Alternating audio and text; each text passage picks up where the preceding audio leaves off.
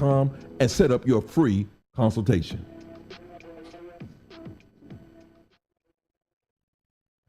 NSJ Event Co., one of the premier event designers in Central Texas and a Centex Sports Network supporter. Voted Waco Awards Event Planner of the Year 2021, NSJ Event Co. is your go-to source for event planning. Whether it's your next baby shower, birthday bash, wedding, or retirement party, NSJ Event Co. will bring out the elegance, class, and style your event deserves. Call NSJ Event Co. at the number on the screen or scan the QR code to schedule a free consultation. NSJ Event Co., where the party lady takes care of all your event needs.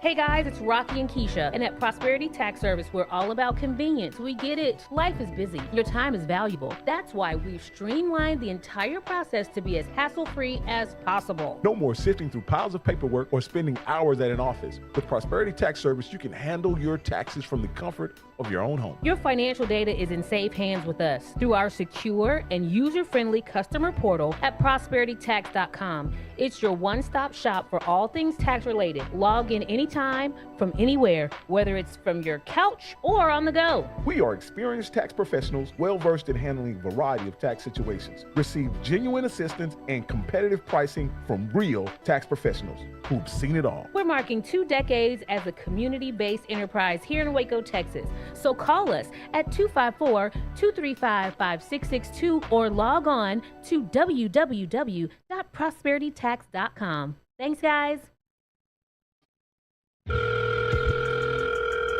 Hello? Hey, what are you doing? Oh, nothing, girl. Trying to decide where I'm going to find a birthday gift for my boyfriend. Oh, that's easy. Go over to the hat stand at 900 East Waco Drive. What do they carry? They carry men's urban wear, jerseys, hats. They even do custom embroidery. You could get his name on a hat. What? Really? Yeah, you can even get a custom birthday shirt made as well. I'm on my way. Where did you say it was again? 900 East Waco Drive. Right there, next to the Goodwill. Okay. Lighthouse Streaming, a full-scale media agency and your go-to source for all things audio and video. Is your church long overdue for audio and video upgrades? Call Lighthouse Streaming for a free consultation. Does your corporate or church event need audio or video production? Don't stress. Call the guys at Lighthouse Streaming. In business since 2017, Lighthouse Streaming has produced hundreds of live events and completed dozens of church and venue installations. Whatever your AV needs are, Lighthouse Streaming has you covered. Give them a call at 254-252-4206. That's 254-252-4206. Or go to lighthousestreaming.com and set up your free consultation.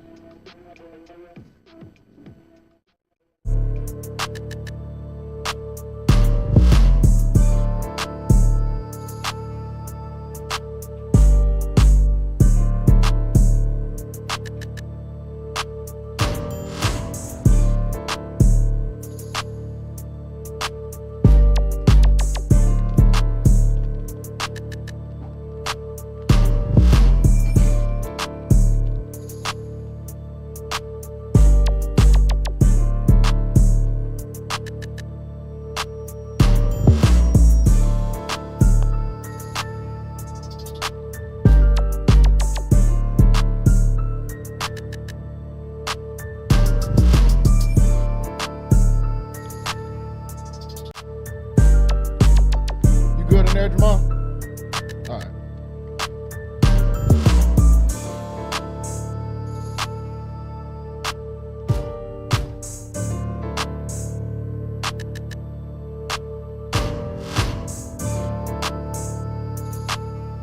What's going on, everybody? Welcome back into Centex Prime Time. I am your host, Jalen Gillis, here on this Monday afternoon / Monday evening. Hope everybody is doing great here today. Getting ready to take you through the prime time topics in sports, not just in the Central Texas area, but from all around the nation. Want to thank everybody for tuning in with us here today, whether that is on YouTube, Centex Sports Network / Centex Sports TV, or if that's on Facebook, Centex Sports Network over on Facebook. And as well, you can watch on Twitter or X, whichever one you want to call it, right here on Centex Sports Network as well. If you haven't already, hit that subscribe button, click that bell so you can get notified whenever we go live here, 5 to 7 p.m. weekdays, right here on Centex Primetime and on Centex Sports Network. Well, folks, we're back another week here today as we get ready to go through some more NBA. The draft combine is this week, starting on Thursday all the way through Saturday. We'll get the draft combine, so we'll have plenty to talk about there. The NBA season is in the home stretch, really the best stretch of basketball that you can get in these last couple of months. People are fighting for playoff positioning.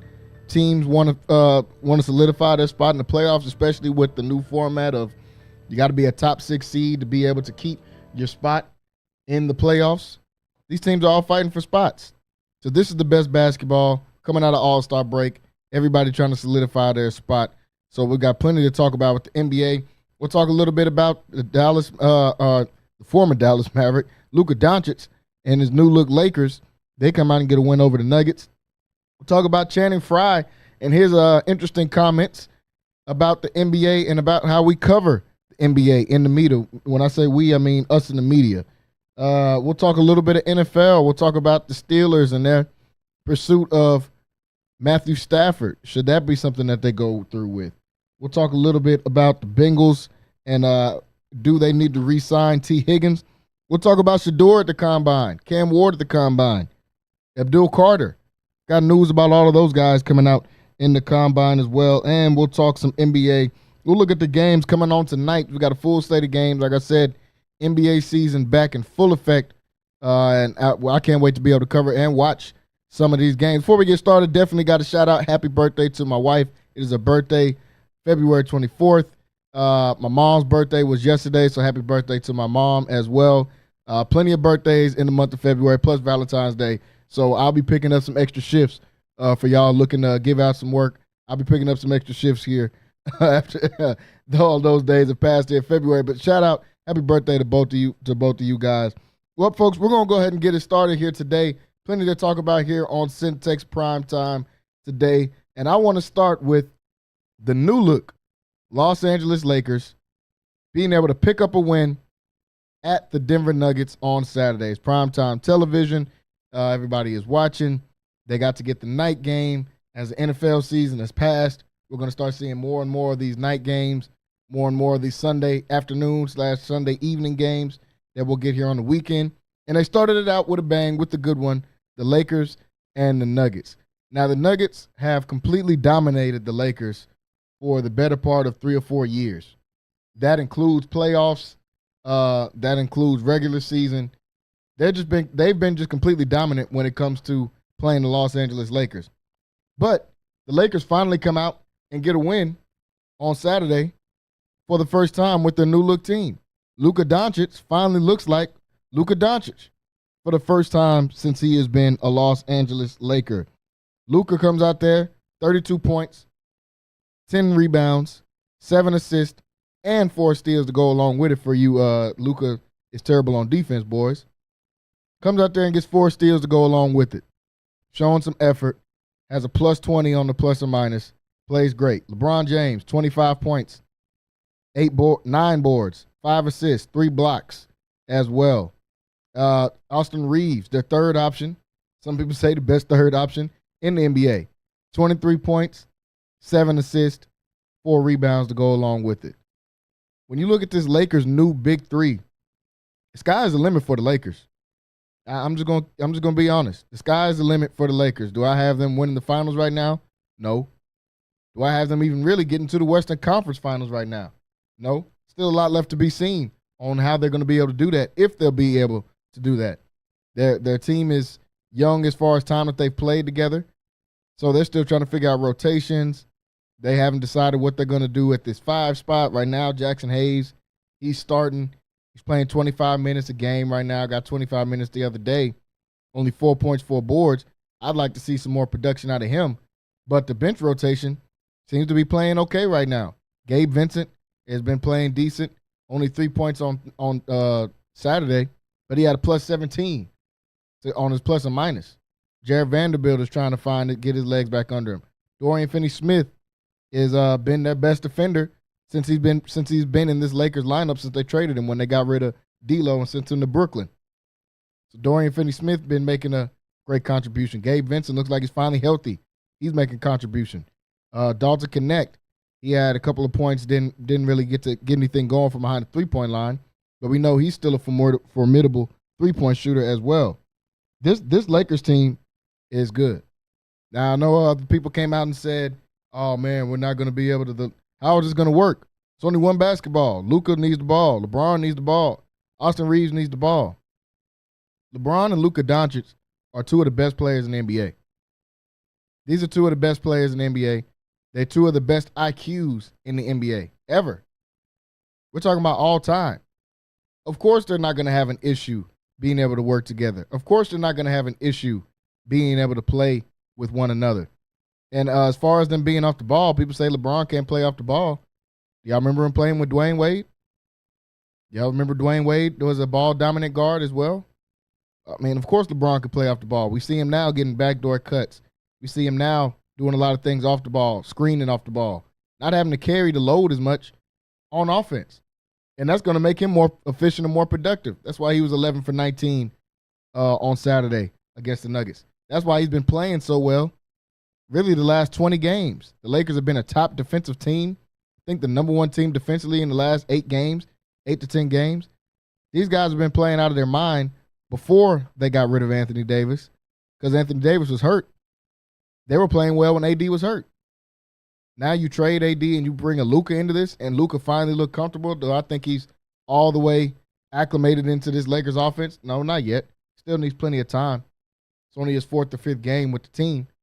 But can he get there? Absolutely. And once he gets there, it's going to be dangerous.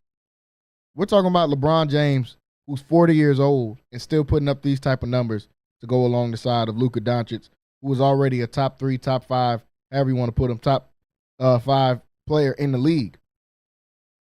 So you put those two guys together with an Austin Reeves, who's also been playing great.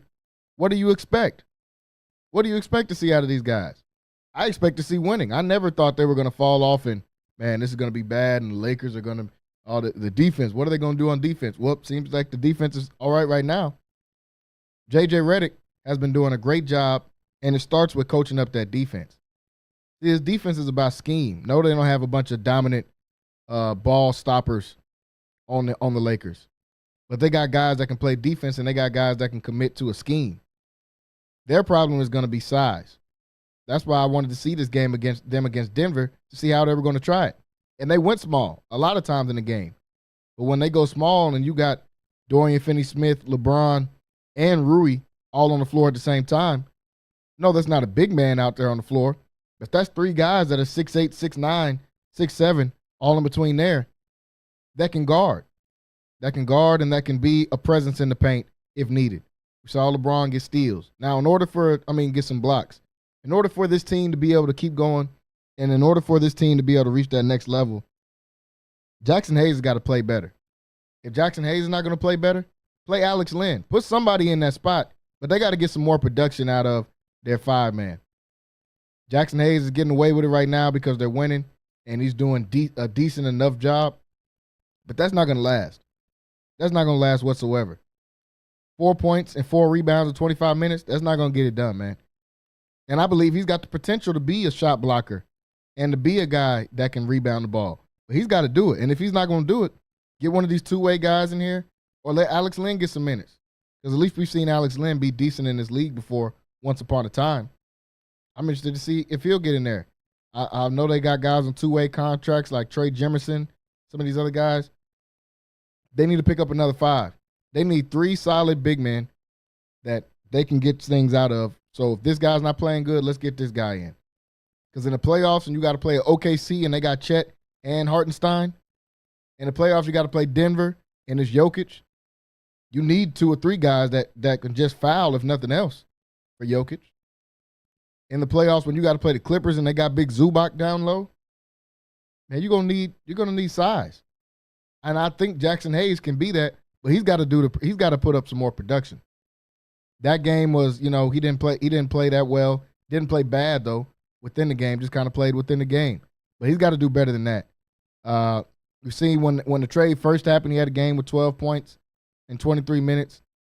That's kind of more of what I'd like to see. What I'd like to see kick up is the rebounding. The best rebounding game he's had since this trade was against Portland. He has 7 boards. They got to get that to about 10 or 11 if the Lakers want to be a real threat. Now, can they win games? For sure. You got Luka, you got LeBron. Austin Reeves has been playing ridiculous. Of course they can win games. But how far is that going to take you?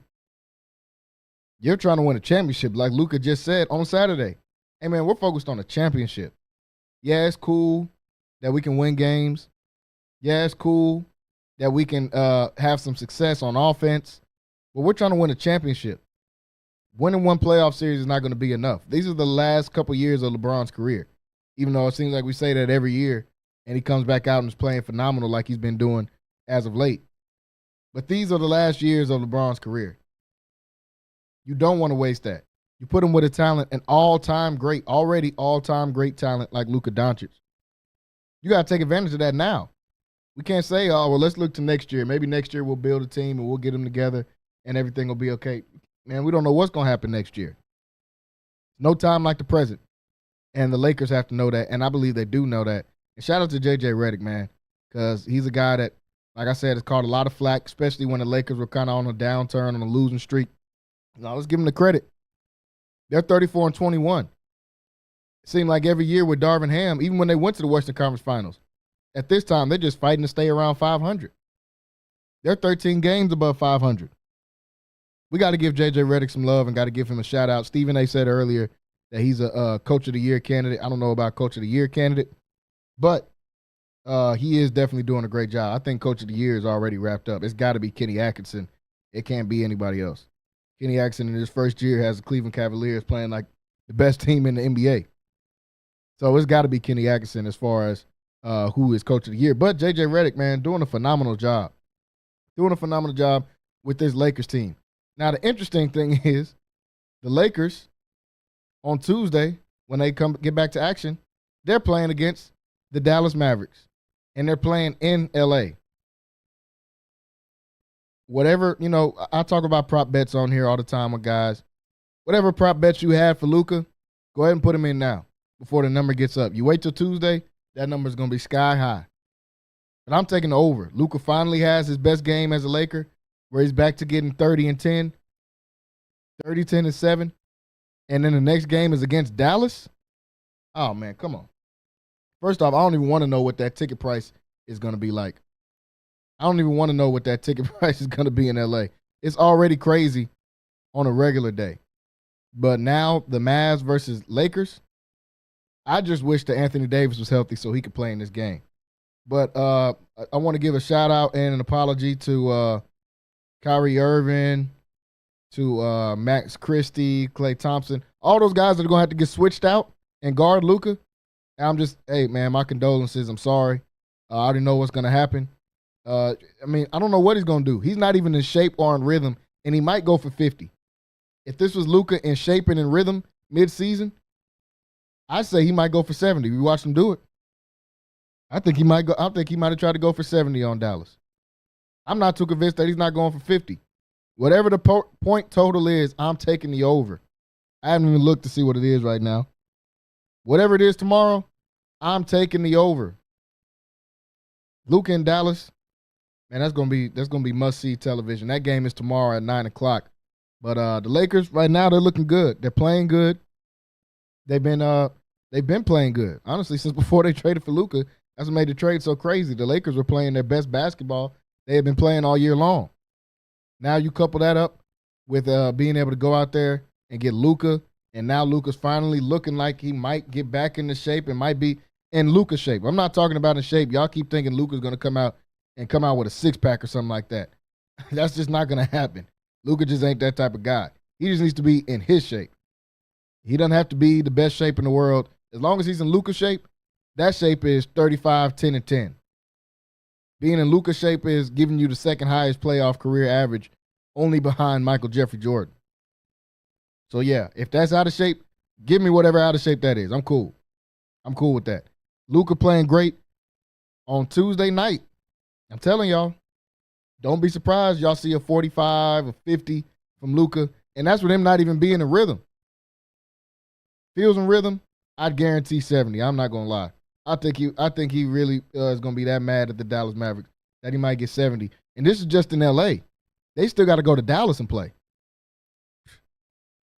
The owners, I hope the owners don't show up to that game. Y'all thought y'all got booed when y'all came to DuPont's, when y'all came to that one game. Nico Harrison, you thought you got booed in the arena. No, they might have actual tomatoes with them to throw at you on the day that Luka comes. Because he's going to get 50, and the fans are just going to have to sit there and watch it as they reminisce on how Luka just got them to the finals last year.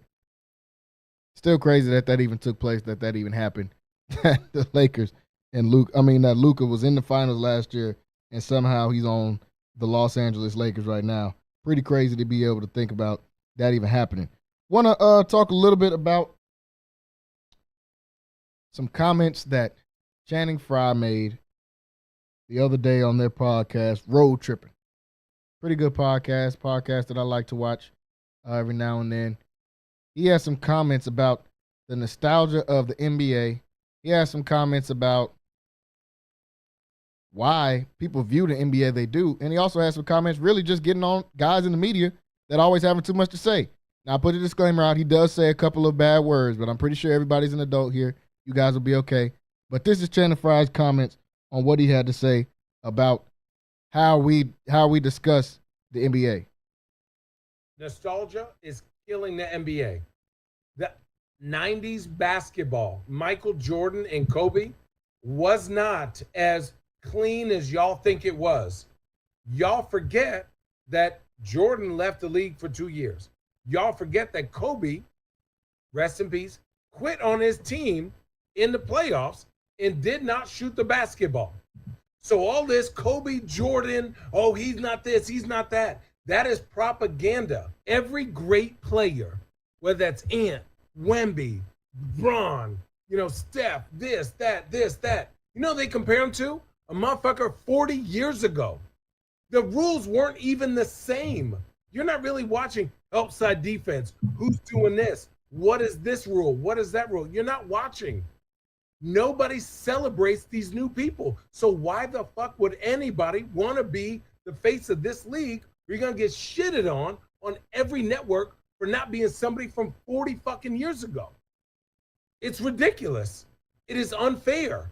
Bron is one of the greatest players ever to play. Stephen Curry is one of the greatest players ever to play. Giannis is one of the great. Jokic. And you know what we do? We talk about fucking Michael Jordan. All this superstar era shit is over. The card cap called a second apron, it's over. Teams are going to take over. So that was Channing Frye, longtime NBA veteran, guy that won a championship with LeBron in 2016 on the Cleveland Cavaliers, played a big part to them winning that championship in 2016. He's speaking nothing but facts. I know people have had different opinions about this and that, about what he said and what he's had to say about different people's different takes on this. But in my opinion, he's speaking 100% facts. Nostalgia is killing the NBA. That's exactly what's going on. Every time you turn on the TV, all we talk about is, man, it's the back in my day argument, which has always happened. That's not a problem. There's always been comparisons, and there's always been the back in my day argument. The problem is that the top guys on television come from that 80s, 90s era where they all believe Michael Jordan is the greatest player to ever touch a basketball. And that's not even a problem for anybody thinking that. I'm a LeBron guy. I think LeBron is the best. But at this point, it's 1A and 1B, wherever you want to put them. Even though I think LeBron is better, do I think he's way better than Michael Jordan? Absolutely not.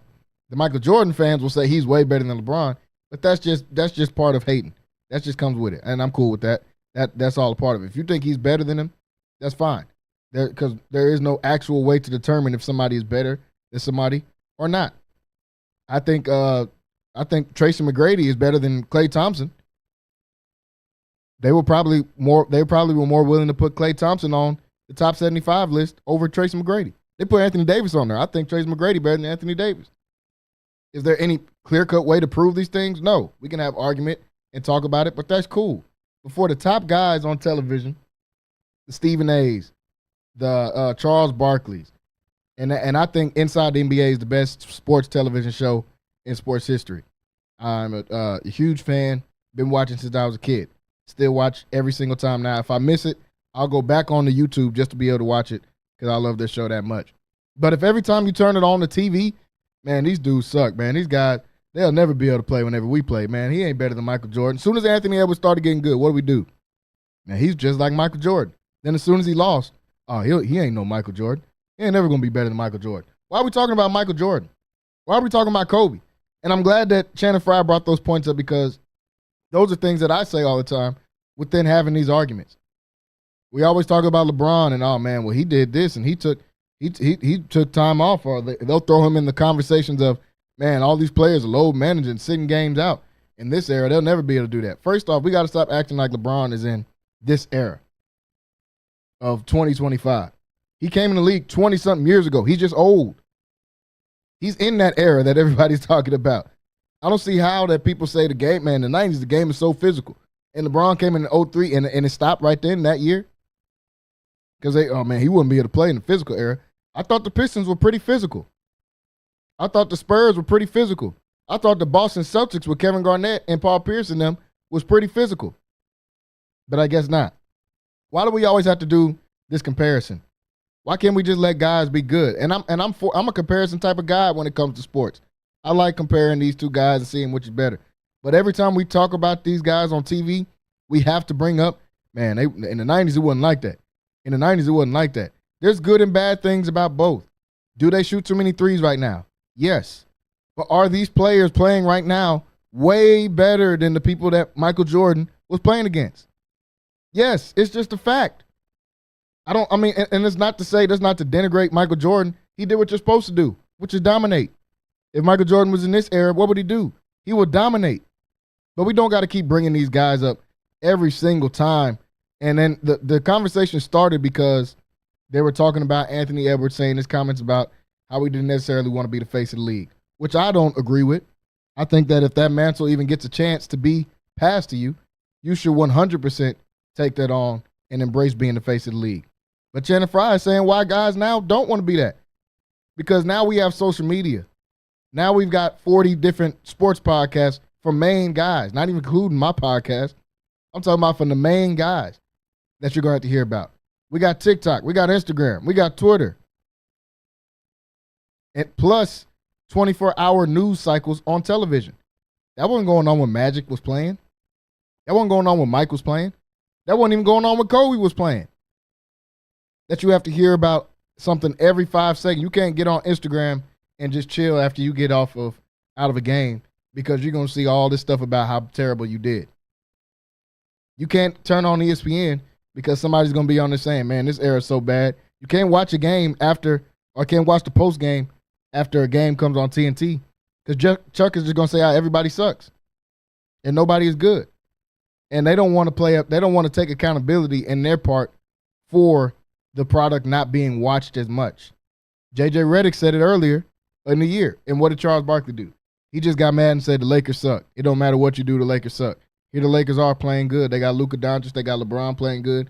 But all that matters is the Lakers suck because you said something. I can't actually address what you said. I just got to say, oh, well, y'all suck. I'm going to start roasting now.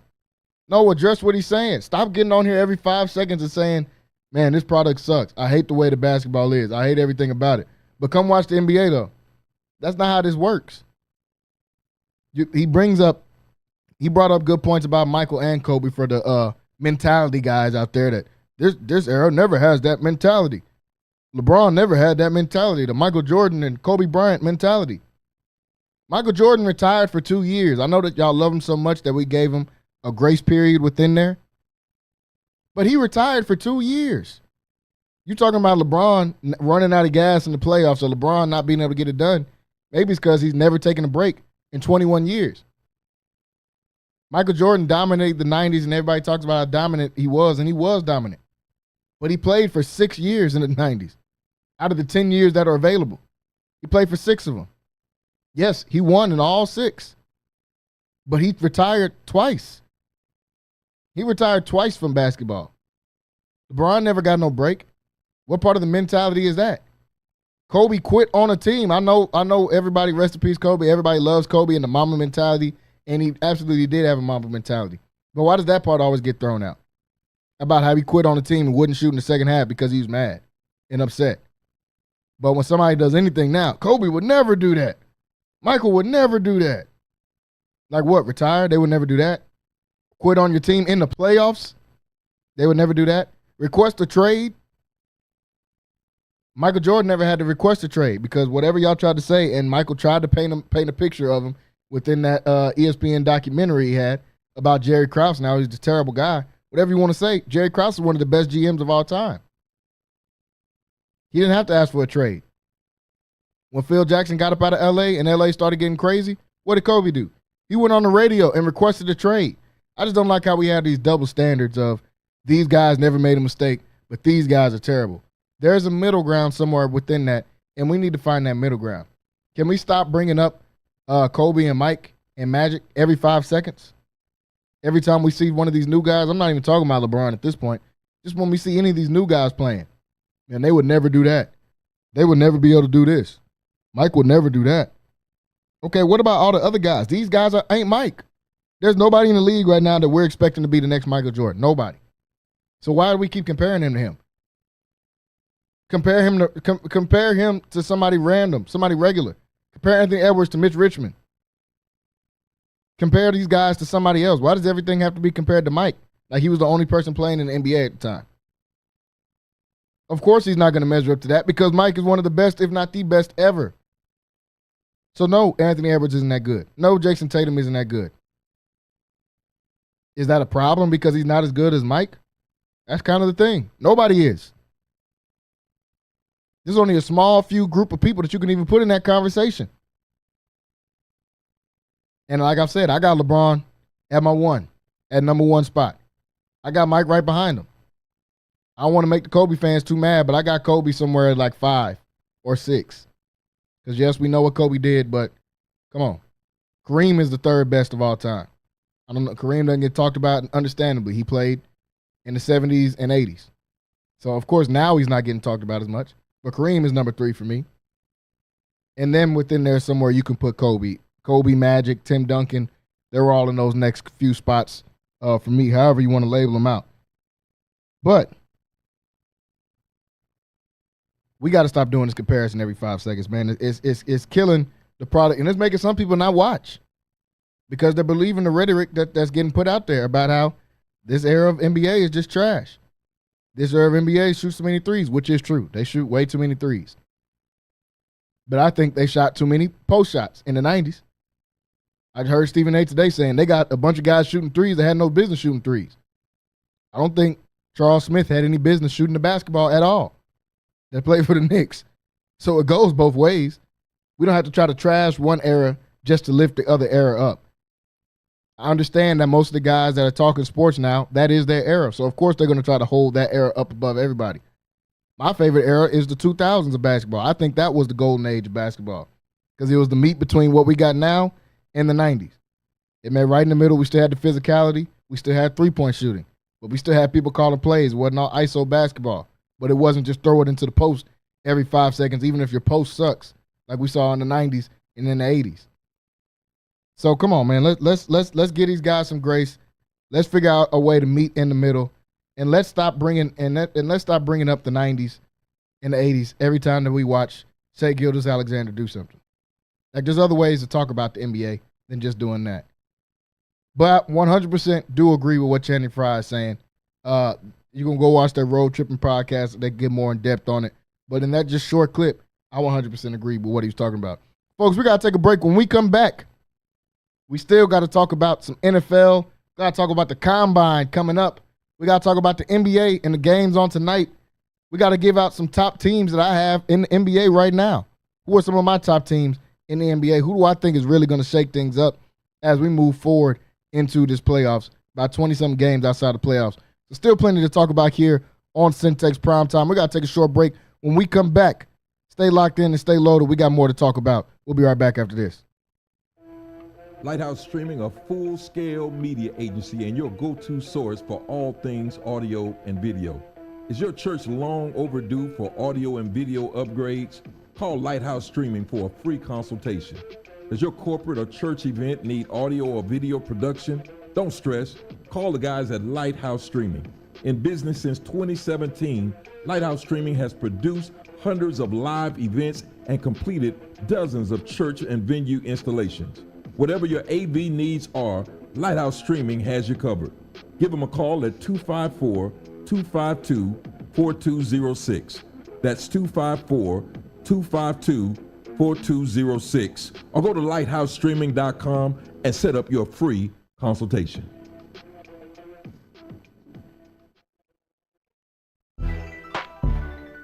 Hey guys, it's Rocky and Keisha, and at Prosperity Tax Service, we're all about convenience. We get it. Life is busy. Your time is valuable. That's why we've streamlined the entire process to be as hassle-free as possible. No more sifting through piles of paperwork or spending hours at an office. With Prosperity Tax Service, you can handle your taxes from the comfort of your own home. Your financial data is in safe hands with us through our secure and user-friendly customer portal at prosperitytax.com. It's your one-stop shop for all things tax-related. Log in anytime from anywhere, whether it's from your couch or on the go. We are experienced tax professionals well-versed in handling a variety of tax situations. Receive genuine assistance and competitive pricing from real tax professionals who've seen it all. We're marking 2 decades as a community-based enterprise here in Waco, Texas. So call us at 254-235-5662 or log on to www.prosperitytax.com. Thanks, guys.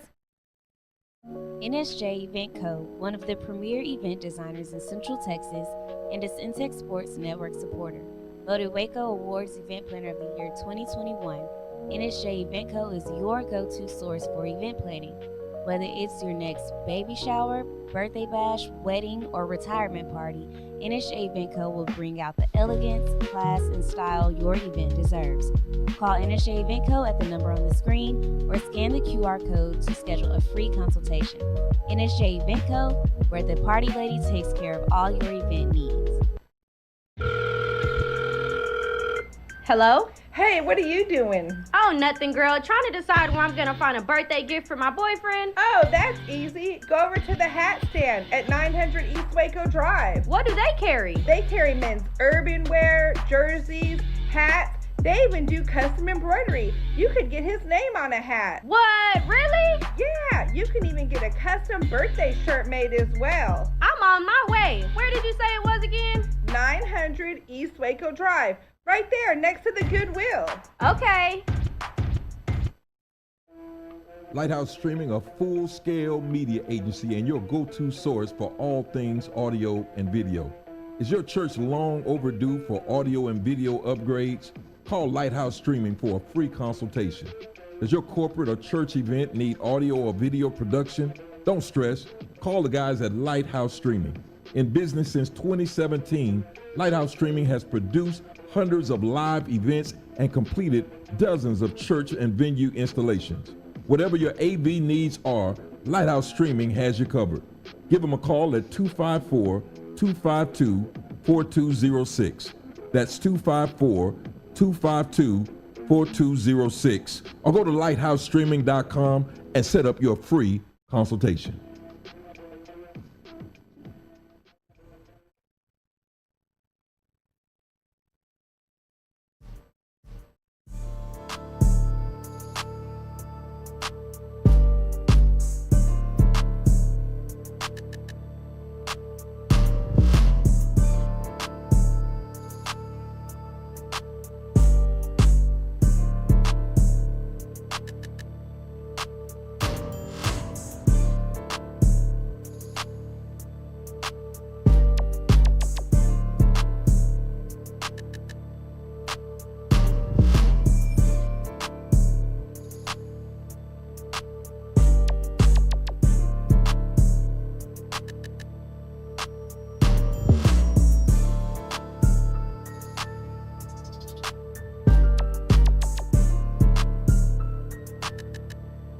What's going on, everybody? Welcome back into Centex Prime Time. Your host, Jalen Gillis, still here in hour number 1. We just got done wrapping up talking about Luka Doncic and the Lakers, the new look Lakers, as they took out the Denver Nuggets on Saturday. They'll be back in action playing against his old team in the Dallas Mavericks, and can't wait to be able to watch that game tomorrow at 9 o'clock. Just got done talking about The old NBA versus the new NBA. This is always a topic that gets everybody going, and everybody has their opinions on what they think guys should say or what they think guys should do, how they think guys should play. Yeah, well, we got a chance to talk about some of that as well. Still got to talk about some NFL and some other things here on Centex Primetime. We'll go in real quick before we get a chance to talk about the combine and stuff in hour number 2. Got about 20 minutes before we go into hour number 2 here today on Centex Primetime. Well, before we get into the combine, we'll talk some NFL. The talk of the town has been, even though I think these guys have just played well and has been playing well, and that's Matthew Stafford and the Los Angeles Rams, who were just in the second round of the playoffs.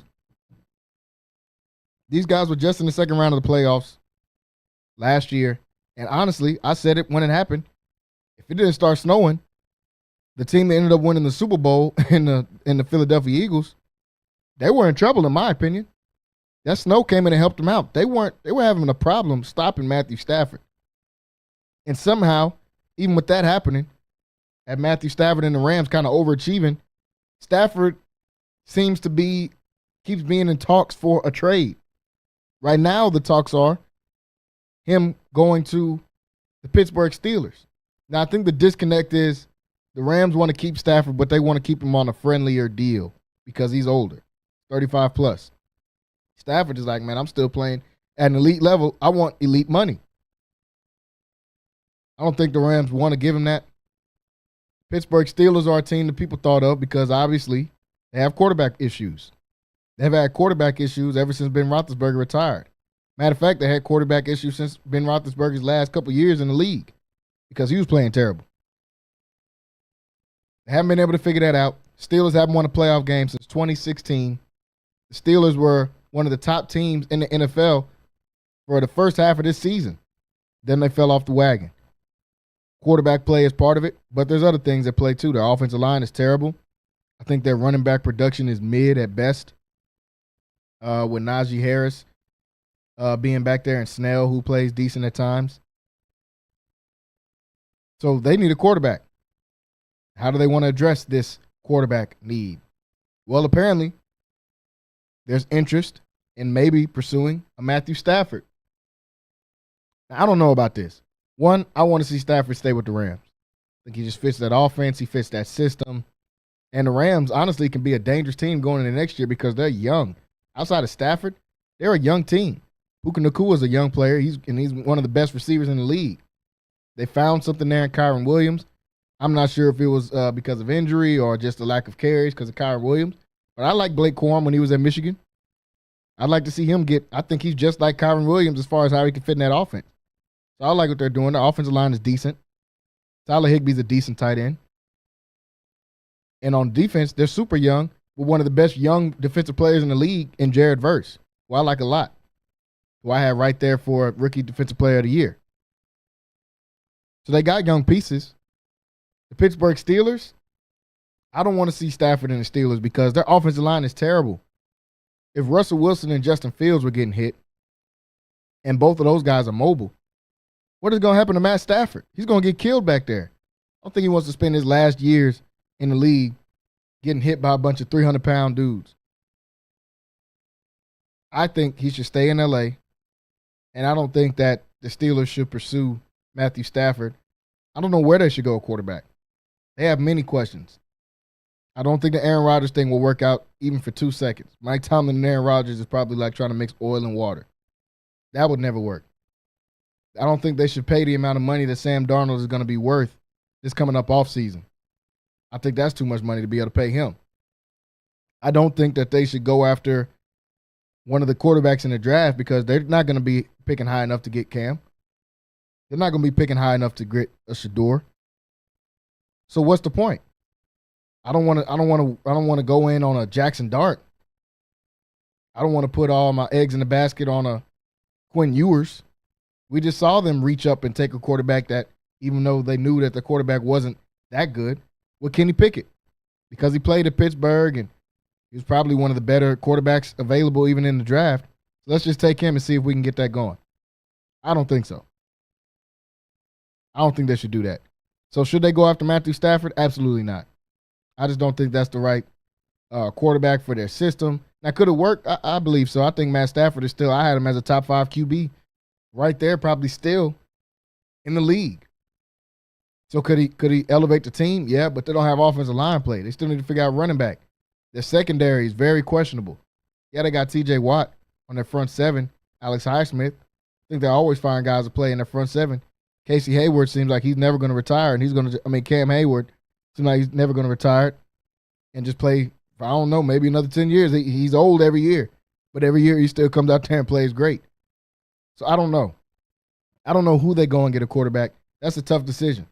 Mike Tomlin, even though we give him so much praise for never having a losing season, he's always finding a way to come out with wins. He's gotten to the playoffs with some of the worst quarterback play, maybe in NFL history. He had Duck Hodges and Mason Rudolph playing quarterback for his team and still found a way to win games. Russell Wilson obviously was an improvement for that, but I don't think Russell Wilson is the answer. I honestly don't even want to see them bring Russell Wilson back because he doesn't elevate anything. He plays just decent enough to be able to win you games, but obviously we saw towards the end of the season that look ran out. I think they should maybe just give Justin Fields a chance. Maybe get a dude to offensive line in a real running game and give him a chance. They were like 6-1, 6-2 when they had Justin Fields playing. Russell Wilson got healthy. They put Russell Wilson back in there. And granted, he did give them way more of a passing game than what Justin Fields gave them. But now Justin Fields has got a chance to sit back and kind of watch Russ. He got a chance to also play and have success and see what that's like in the league. I say give Justin Fields another chance, man. I don't think they should go after Stafford, pay him all that money, and then do what? You're not going to have any money to get anybody on the offensive line. You're not going to have the money to retain the guys you need to retain, like a TJ Watt, like a Alex Highsmith, even though they're under contract, like a Mika Fitzpatrick if his contract is coming up. You want to be able to retain those guys and keep those guys. I don't think that they should do that. I think they should keep their money, go after Justin Fields, or keep Justin Fields, and go build an offensive line. You can't win without an offensive line. And really, they need to tighten up some spots on the defense as well. I know their defense was their best part of the team, but it wasn't that good, in my opinion. It was good, but not good enough to where, hey, we're good on defense. Let's not worry about anything. No, let's shore up this secondary. Let's shore up these linebacker spots. Patrick Queen played good for him this year. Let's shore up this front seven and this secondary. Make sure that is that's already locked and you don't have to worry about it anymore. From then, we can push everything into the development of Justin Fields. Let's get these guys some more receivers. George Pickens is a good receiver. I like George Pickens. I don't know if George Pickens like the Steelers. So if they're talking about moving on from anybody, it might need to be George Pickens. Not because he's bad, because they can't find a way to consistently get into football, and he's a crash out. So if he's not going to get the ball consistently, he's going to crash out. So I think they should maybe even consider moving on from him. Maybe bring in some help. Maybe look at a guy that we're going to talk about in the next segment, a guy like T. Higgins. Maybe go and look at drafting a receiver in the first round. There's plenty of options of things you can do, but I don't think that bringing in Matthew Stafford is one of those options, and nor do I think it's something that they should seriously go after. I want to talk about the Cincinnati Bengals. We talked about these guys last week a little bit and some of the decisions they got coming up. They bet against Jamar Chase. He proved them wrong. He wins a Triple Crown. Worst thing that could happen if you're betting for a receiver to not be as good so you don't have to pay him as much for the notoriously cheap owners that the Bengals are. T. Higgins is a big-time receiver, but T. Higgins is going to want big-time money coming up this offseason. Y'all keep kicking the can down the road and thinking you'll be able to avoid it. You franchise tagged him, but now if you franchise tag him, you're going to play him $25+ million a year to be the second option. If you pay him, you keep him around, you make Joe Burrow happy, but where does your team go from there? Like I said last week, the worst thing that could happen for the Bengals is Joe Burrow leads the league in passing, Jamar Chase leads the league in receiving, Trey Hendrickson leads the league in sacks, and you don't even make the playoffs. So now you had all those guys producing at the top level, and that still wasn't good enough for you to get to the playoffs. Now, obviously, if they tweak some things here and there, are they good enough to get to the playoffs? Absolutely. But then what? Good enough to get to the playoffs and lose? You're still going to have to play a Ravens in the playoffs. Still going to have to play a Buffalo Bills. Still got to play a Kansas City Chiefs. Still got to play a Houston Texans team that I don't know if they would have beat. AFC is still loaded. The Chargers are going to be better next year in their second year under Harbaugh. So what? So good enough to do what? That's the question. Do they need to re-sign T. Higgins? Is he going to want a lot of money? Absolutely, he's going to want a lot of money. Do I think, me personally, think he's worth that much money? No, absolutely not. I don't think you can pay him that much money. Not the $25, $30 million a year that he's going to want. Plus, you got to sign Jamar Chase because you refused to do it last year and had to learn your lesson the hard way. So now you got to re-sign a Chase. Now you got to re-sign potentially a Trey Hendrickson, who I think they might need to move on from as well. I think you just throw Chase and Burrow back out there and let's rebuild this team completely the right way. Let's build it up while we got these guys in their prime. Jamar Chase is in his prime. Joe Burrow is in his prime. Let's build it up. Let's get young, and let's get some of these older guys off the roster, and let's not pay T. Higgins because as good as he is, he's not even good enough for him and Jamar Chase playing as great as they did to get us to the playoffs. Maybe get in a draft. I think this is a pretty good draft for receivers. I think this is a pretty good draft for running backs. I think it's a pretty good draft for linemen, D linemen. I think you can find some pass rushers in this draft for sure. So maybe you move off of Trey Hendrickson. Maybe you move off of T. Higgins. The only thing is the Bengals, you have to not be cheap with Joe Burrow. You have to not be cheap with Jamar Chase. And you have to not be cheap on this offensive line. You got to figure out the O-line. If you just have to replace running back, receiver, DN, this is a draft that you can do that. But you got to hit on your picks. That's the first part. You got to hit on your picks. If your picks do not hit, then none of this even works. None of this even matters at all. Because if you pick the wrong guys, you're only going downhill, especially if you decide you're not going to re-sign guys like a T. Higgins. You're not going to re-sign guys like a Trey Hendrickson. So the Bengals, they've got some decisions to be able to make, man. They've got a lot of decisions they got to make moving forward because they got to first off decide, do we want to stop being the cheapest franchise in NFL history? Which I don't think is going to happen. But maybe when you get a generational talent type of guy like Joe Burrow, that I believe he is, a Jamar Chase, maybe that'll open up your eyes. Even though they had a Carson Palmer and they had an Ocho Cinco in their prime. They didn't learn then. Maybe you make this and you decide to actually go out and build a team around these dudes. Solidify the offensive line. The Eagles just gave all of y'all the formula. Offensive line, defensive line. The last couple of years, the Chiefs have had that, but they won those games because they had Mahomes. All you that don't have Mahomes, this is how you win in the Mahomes era. You got to have a strong offensive line. You got to have a strong defensive line to be able to rush the passer. I think that the Bengals had not a strong offensive line, but they had a strong defensive line the year that they went to the Super Bowl and they beat Kansas City. They got to figure out how to duplicate that success.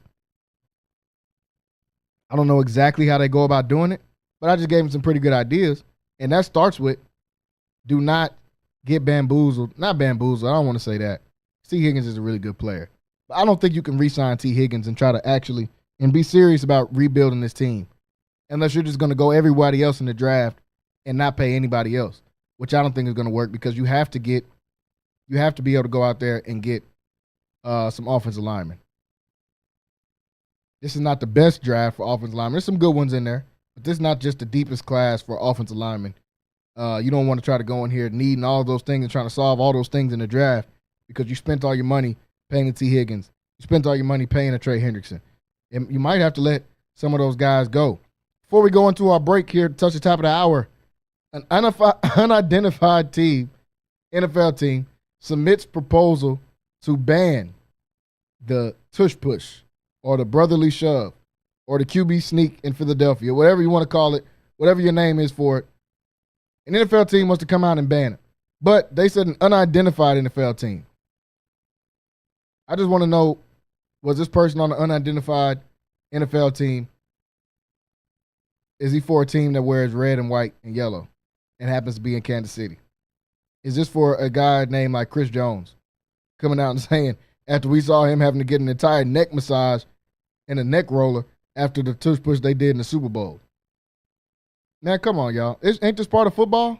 The QB sneak is part of football? A team just found a way to do it and do it successfully over and over and over. Now it's cheating. Now we need to throw that out. because you can't stop it. And everybody says, oh, man, this is a QB sneak, just spamming the QB sneak. Other teams have tried it. Why didn't it work for them?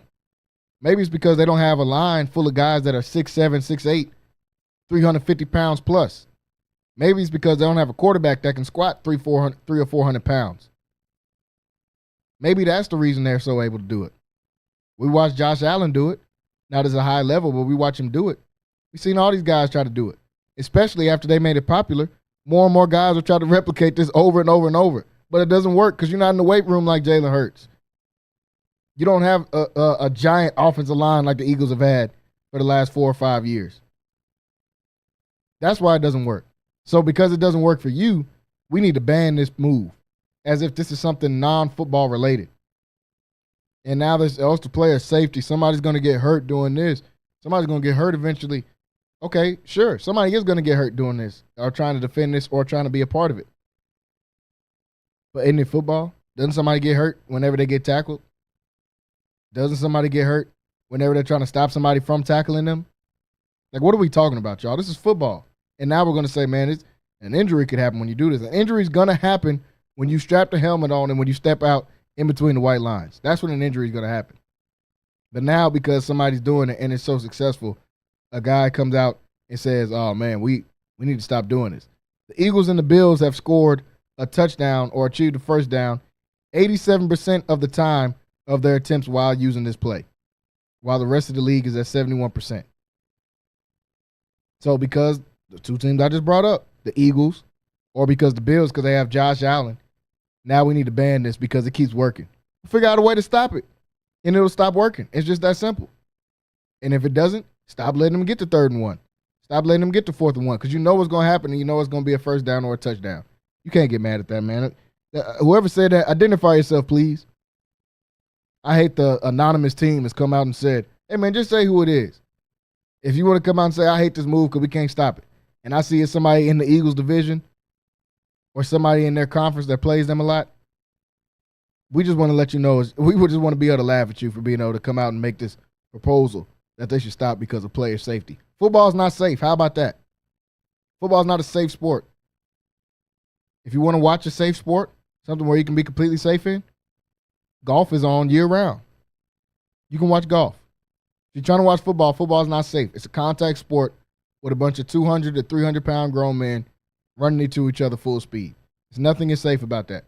So let's stop with the safety thing and just figure out a way to stop it. We got to take a break to touch the top of the hour. When we come back, still got more NBA to talk about. We got some NFL Combine to talk about as well, and we'll talk about some of these games that are coming on tonight. Stay tuned and stay locked in right here on Centex Primetime. We're going to be right back after this break. Hey guys, it's Rocky and Keisha, and at Prosperity Tax Service, we're all about convenience. We get it. Life is busy. Your time is valuable. That's why we've streamlined the entire process to be as hassle-free as possible. No more sifting through piles of paperwork or spending hours at an office. With Prosperity Tax Service, you can handle your taxes from the comfort of your own home. Your financial data is in safe hands with us through our secure and user-friendly customer portal at prosperitytax.com. It's your one-stop shop for all things tax-related. Log in anytime, from anywhere, whether it's from your couch or on the go. We are experienced tax professionals, well-versed in handling a variety of tax situations. Receive genuine assistance and competitive pricing from real tax professionals who've seen it all. We're marking 2 decades as a community-based enterprise here in Waco, Texas. So call us at 254-235-5662 or log on to www.prosperitytax.com. Thanks, guys. Lighthouse Streaming, a full-scale media agency and your go-to source for all things audio and video. Is your church long overdue for audio and video upgrades? Call Lighthouse Streaming for a free consultation. Does your corporate or church event need audio or video production? Don't stress. Call the guys at Lighthouse Streaming. In business since 2017, Lighthouse Streaming has produced hundreds of live events and completed dozens of church and venue installations. Whatever your AV needs are, Lighthouse Streaming has you covered. Give them a call at 254-252-4206. That's 254-252-4206. Or go to lighthousestreaming.com and set up your free consultation.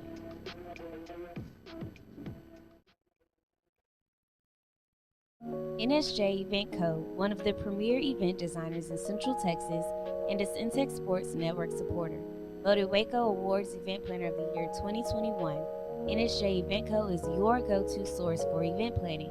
Whether it's your next baby shower, birthday bash, wedding, or retirement party, NSJ Event Co. will bring out the elegance, class, and style your event deserves. Call NSJ Event Co. at the number on the screen or scan the QR code to schedule a free consultation. NSJ Event Co., where the party lady takes care of all your event needs.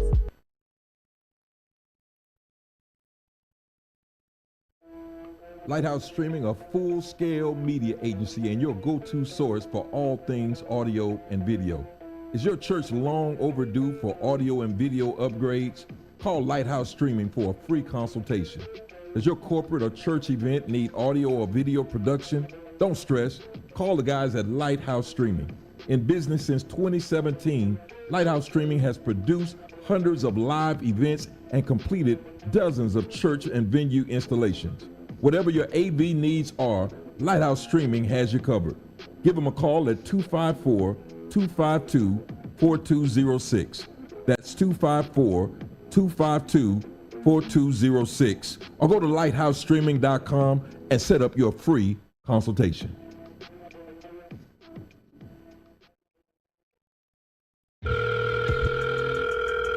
Hello? Hey, what are you doing? Oh, nothing, girl. Trying to decide where I'm gonna find a birthday gift for my boyfriend. Oh, that's easy. Go over to the hat stand at 900 East Waco Drive. What do they carry? They carry men's urban wear, jerseys, hats. They even do custom embroidery. You could get his name on a hat. What? Really? Yeah, you can even get a custom birthday shirt made as well. I'm on my way. Where did you say it was again? 900 East Waco Drive. Right there, next to the Goodwill. Okay.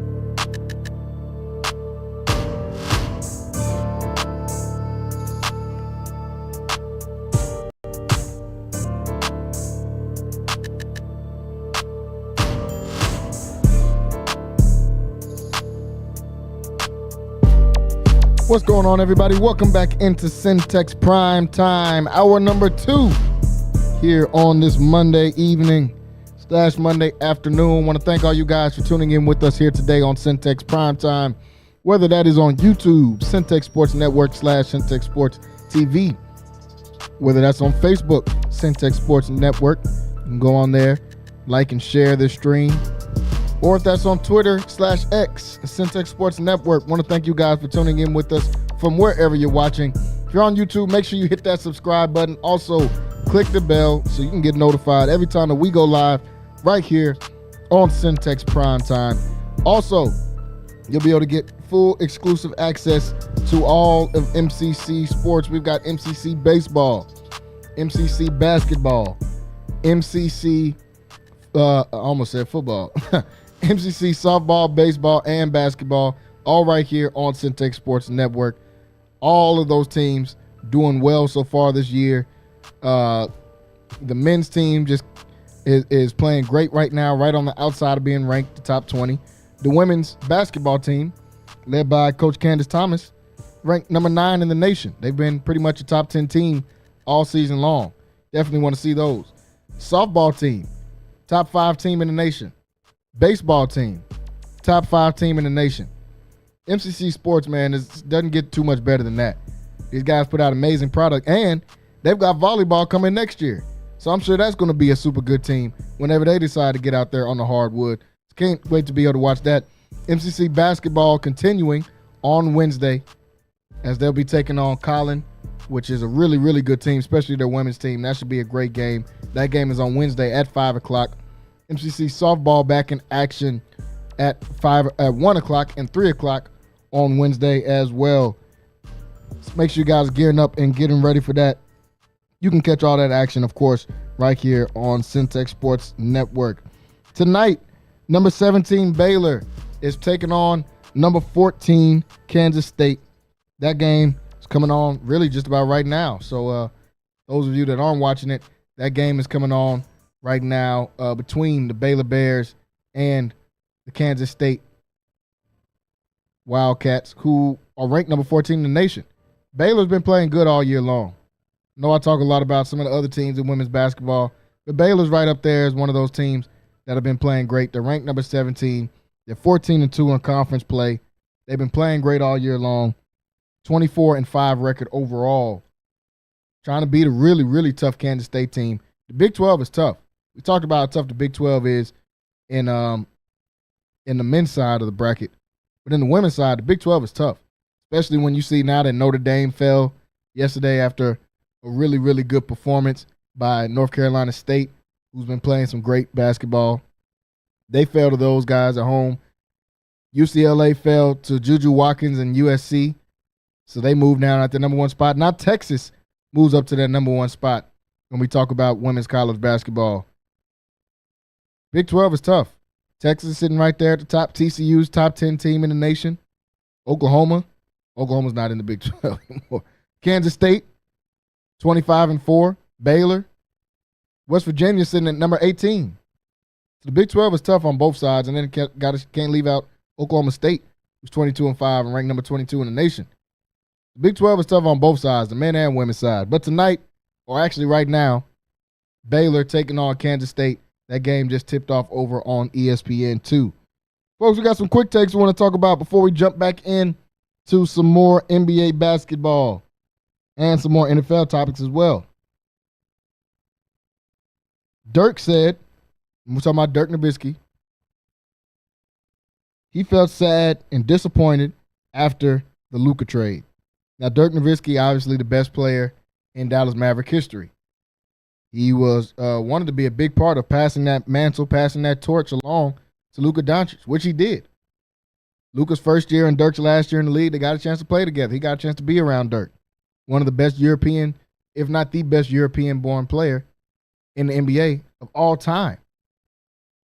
A lot of praise from Dirk has been said about Luka Doncic. And Luka feels the same way about Dirk. But Dirk has come out and said he's disappointed and he's sad about how the Lakers decided, or the Dallas Mavericks decided to move on from Luka Doncic. And how can you blame him? Dirk is thinking, man, we're in good hands. My team is going to be in good hands. Dirk, one of those few guys that's played an entire long career for one team, for one organization. Hall of Famer, first ballot Hall of Famer for sure. He said, I think I was shocked and surprised as everyone. I really couldn't believe it.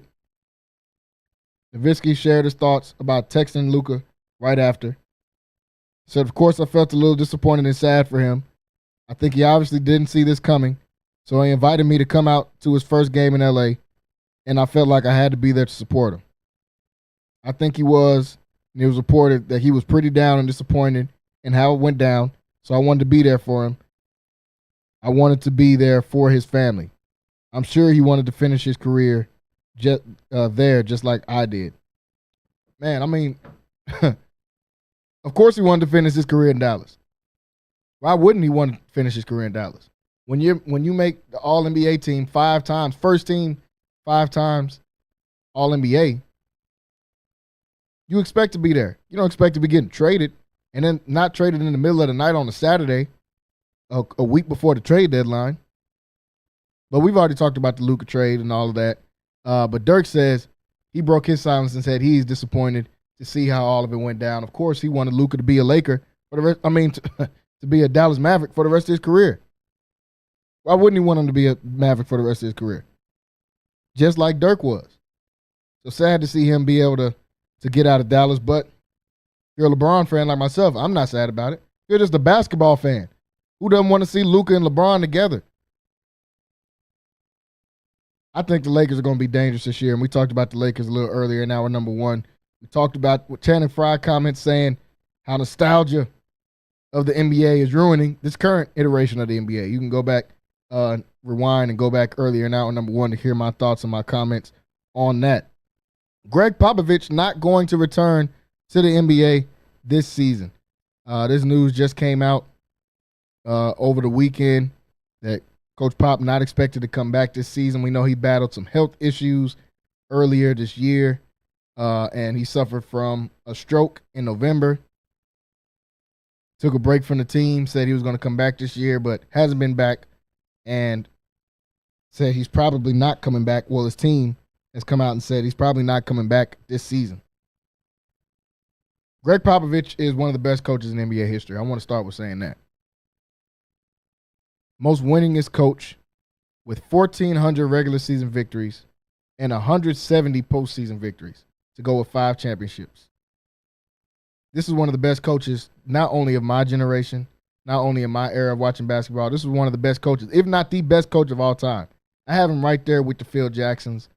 I have him right there with some of the greatest coaches of all time. Pat Riley, if you see Pat Riley, is one of the greatest coaches. Red Auerbach. I have him right there to go along with those guys, if not better than all of those guys, because what he was dealing with was a little bit different. Red Auerbach was in Boston, one of the bigger markets, and especially in that time, probably one of the biggest markets. Talking about Phil Jackson being in Chicago and L.A., the two biggest markets, two of the biggest markets, both in the top 3 for sure. Talking about Pat Riley being in L.A. and then Miami after that. Greg Popovich did this in San Antonio with not a lot of superstars. He had Tim Duncan, who I have as a top 10, probably top 6 or 7 player in NBA history. I feel like Tim Duncan is another one of those guys that just get looked over. People are always saying, oh, this guy's doing this and this guy's doing that. Tim Duncan's one of the best players ever playing in the NBA. Greg Popovich is one of the best coaches ever coached as well. I hope he definitely gets better if he doesn't come back to the hardwood, because I believe, hey, man, you should just probably go ahead and hang it up.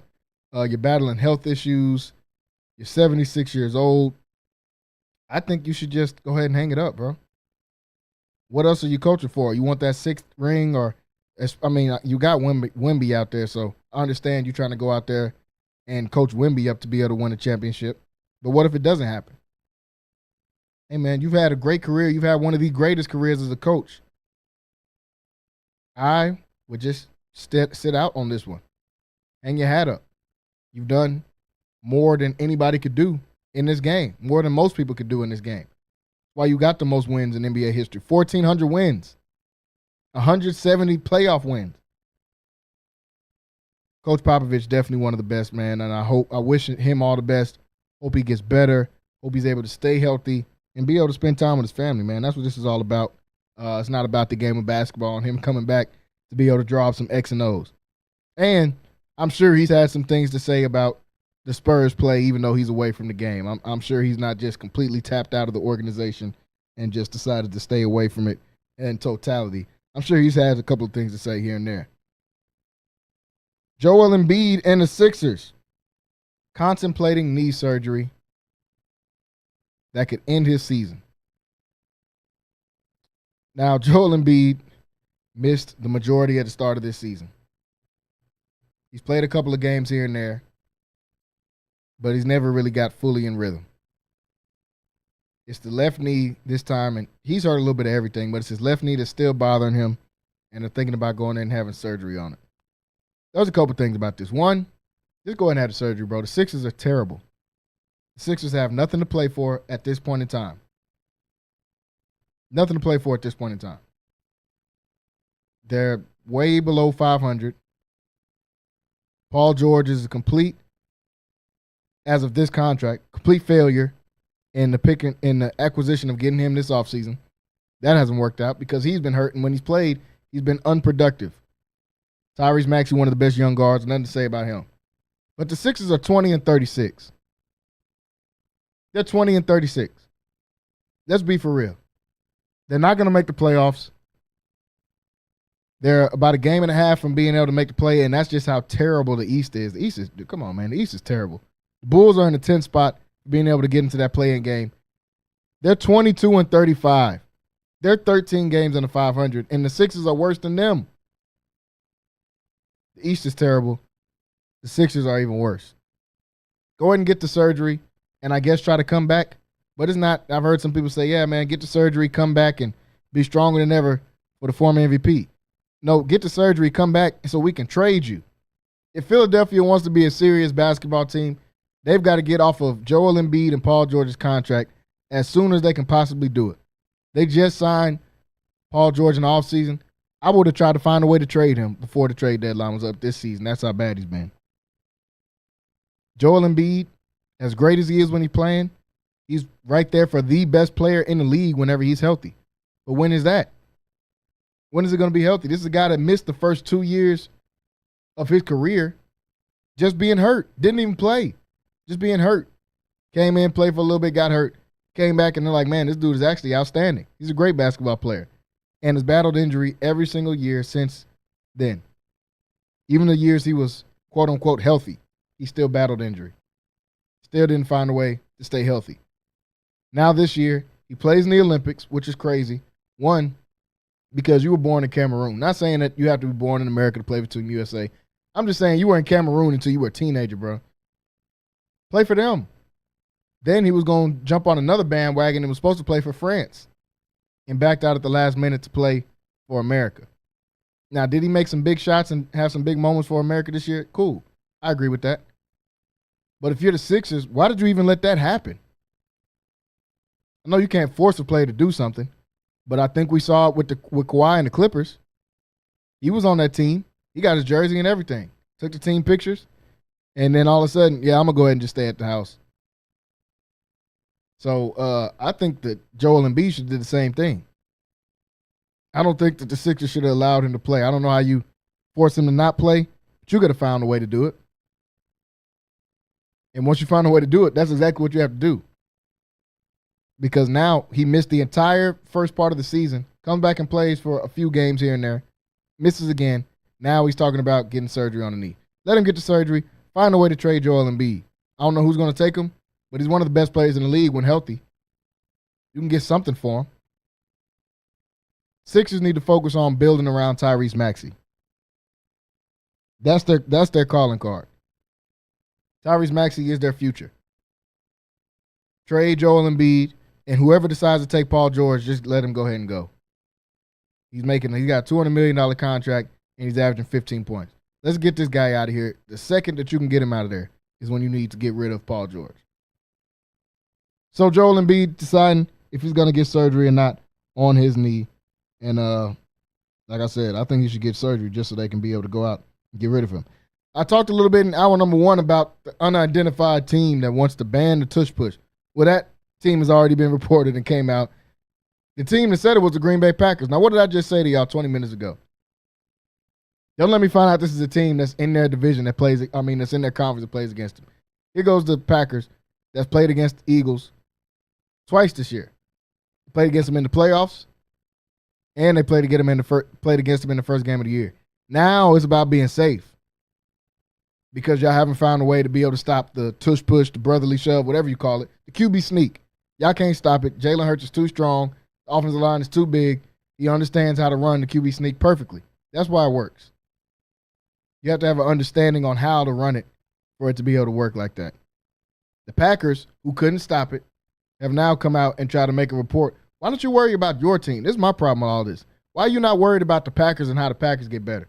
Why are you even filing motions to try to get a move banned from another team just because you salted they kicked you out the playoffs still? That don't even make sense. Like, why don't you just worry about the Packers getting better?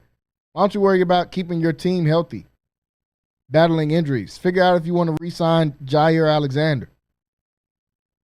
Figure out how to improve the Green Bay Packers because you're in an extremely tough division. You're in a division with the Detroit Lions, who are going to be one of the best teams in the league again next year. You're in a division with the Minnesota Vikings, who was one of the best teams in the NFL this year. Will they repeat that success? I haven't determined that yet. I want to see how their offseason goes. Then you're in their division with a young up-and-coming Bears team who got their quarterback of the future in Caleb Williams, who's got a new head coach in Ben Johnson, who had Detroit looking like world beaters, at least from the offensive standpoint. And now he's the head coach over in Chicago to link up with Caleb Williams. Maybe those are the things you should worry about, not trying to get a move bad from a team just because you haven't been able to find out a way to stop it. And because they just beat you in the playoffs, and now you're salty that they beat you in the playoffs.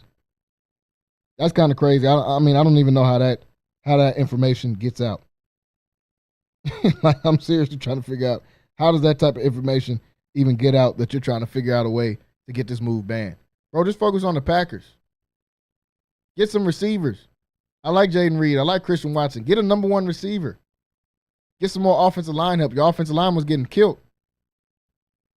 Get some more interior strength on the defensive line. I like Rashawn Gary. I like the young pass rusher they have on the other side of him as well. But you got some things you got to solidify, some things you got to shore up before you come out and start trying to figure out a way to get a team's go-to move, I guess you could say, banned in the NFL. Houston, going to college basketball. Houston beat Iowa State in a top matchup this past weekend.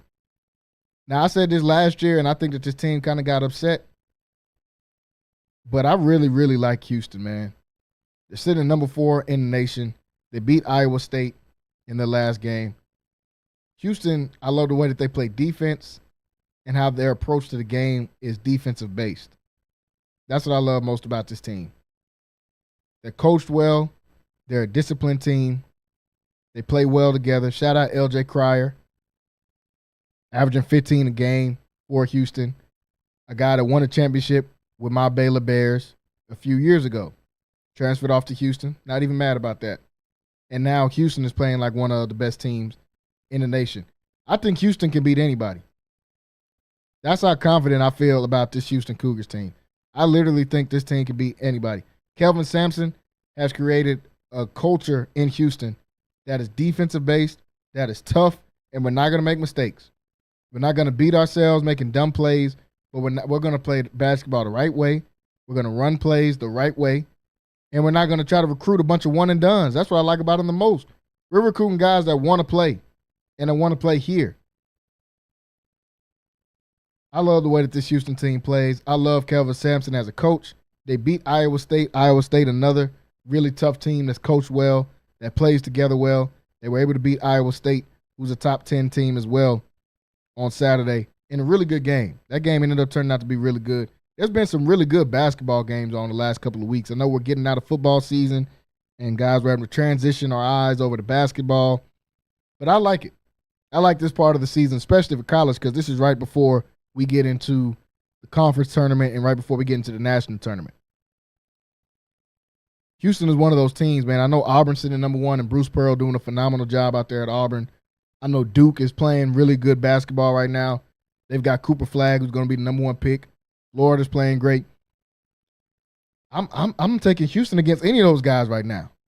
Houston is a team you do not want to. They're going to win the fight. They're going to win the game. They're going to win all of the above. That's how this Houston team approaches the game. And they're playing in one of the toughest conferences in the NCAA. They're playing great. They're playing, like I said, they just beat a tough Iowa State team. They play tonight against Texas Tech, another team that's been playing really, really well. That game is at 8 o'clock. Another Big 12 team. Shout out to Wayne, who usually comes on here on Mondays with me, a Texas Tech Raider. I know he'll be watching to see what his Red Raiders are going to do tonight against the Houston Cougars. But I like this Houston team, man. I like the way that they're built. I like the way that they run their team. And look out for Houston as we get into this national tournament. They should get a number 1 seed. They should be a number 1 seed. Now, I'm not a bracketology guy. I don't know exactly what their criteria is for the number 1 seed. But I think if Houston finishes this conference play the way that I think they can, which will be undefeated, they've got to be a number 1 seed. They're just coming off wins against Arizona. Arizona's a really good team. They're just coming off wins against Iowa State, Baylor. Even though I'm mad that they beat my Bears, was I shocked that they beat them? Absolutely not. This Houston team is really, really good, man. I enjoy watching them. They play against Texas Tech tonight at 8 o'clock right on ESPN. You'll be able to watch that. Folks, we're going to go into a quick break.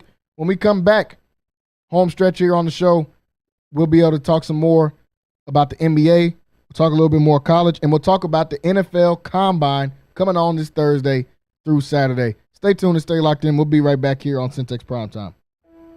Lighthouse Streaming, a full-scale media agency and your go-to source for all things audio and video. Is your church long overdue for audio and video upgrades? Call Lighthouse Streaming for a free consultation. Does your corporate or church event need audio or video production? Don't stress. Call the guys at Lighthouse Streaming. In business since 2017, Lighthouse Streaming has produced hundreds of live events and completed dozens of church and venue installations. Whatever your AV needs are, Lighthouse Streaming has you covered. Give them a call at 254-252-4206.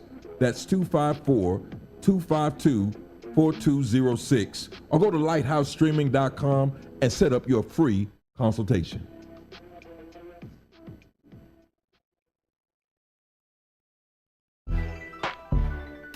Hey guys, it's Rocky and Keisha, and at Prosperity Tax Service, we're all about convenience. We get it. Life is busy. Your time is valuable. That's why we've streamlined the entire process to be as hassle-free as possible. No more sifting through piles of paperwork or spending hours at an office. With Prosperity Tax Service, you can handle your taxes from the comfort of your own home. Your financial data is in safe hands with us through our secure and user-friendly customer portal at prosperitytax.com. It's your one-stop shop for all things tax-related. Log in anytime, from anywhere, whether it's from your couch or on the go. We are experienced tax professionals, well-versed in handling a variety of tax situations. Receive genuine assistance and competitive pricing from real tax professionals who've seen it all. We're marking 2 decades as a community-based enterprise here in Waco, Texas. So call us at 254-235-5662 or log on to www.prosperitytax.com. Thanks, guys.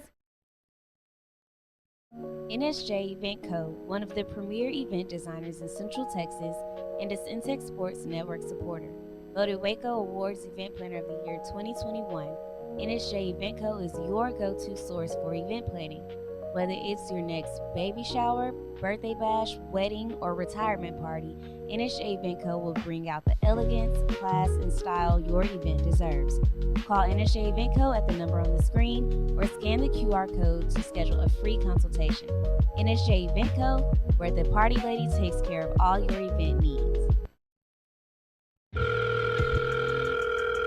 Hello? Hey, what are you doing? Oh, nothing, girl. Trying to decide where I'm gonna find a birthday gift for my boyfriend. Oh, that's easy. Go over to the hat stand at 900 East Waco Drive. What do they carry? They carry men's urban wear, jerseys, hats. They even do custom embroidery. You could get his name on a hat. What? Really? Yeah, you can even get a custom birthday shirt made as well. I'm on my way. Where did you say it was again? 900 East Waco Drive. Right there, next to the Goodwill. Okay. Lighthouse Streaming, a full-scale media agency and your go-to source for all things audio and video. Is your church long overdue for audio and video upgrades? Call Lighthouse Streaming for a free consultation. Does your corporate or church event need audio or video production? Don't stress. Call the guys at Lighthouse Streaming. In business since 2017, Lighthouse Streaming has produced hundreds of live events and completed dozens of church and venue installations. Whatever your AV needs are, Lighthouse Streaming has you covered. Give them a call at 254-252-4206. That's 254-252-4206. Or go to lighthousestreaming.com and set up your free consultation.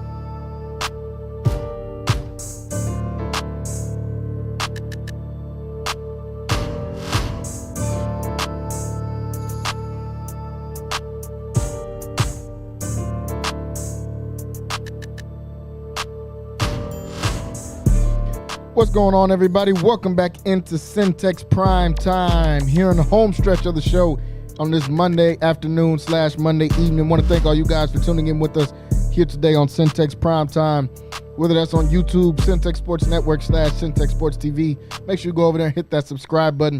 Click the bell so you can get notified whenever we go live here, 5 to 7 p.m. weekdays right here on Centex Prime Time. Also, tune in on Facebook. You can jump in a live chat with us on Facebook. Let us know where you're watching from. Let us know what topics you like, you disagree with, all of the above. You can get right on there on Facebook or on YouTube and jump in that live chat with us here today on Centex Prime Time. Well, folks, last few minutes here today of the show, want to talk about the NFL draft and the NFL Combine because that's coming up this weekend. Starting on Thursday, as a matter of fact, not even during the weekend. First off, the news came out that Shedeur Sanders has come out and said he's not throwing at the NBA at the NFL Combine. Not only is he not throwing, but he's not going to work out for any teams there in general. And, you know, in come the haters. Oh, man, who does this guy think he is? Shedeur needs to go out there and throw. He's going to mess up his draft. What is he going to prove throwing?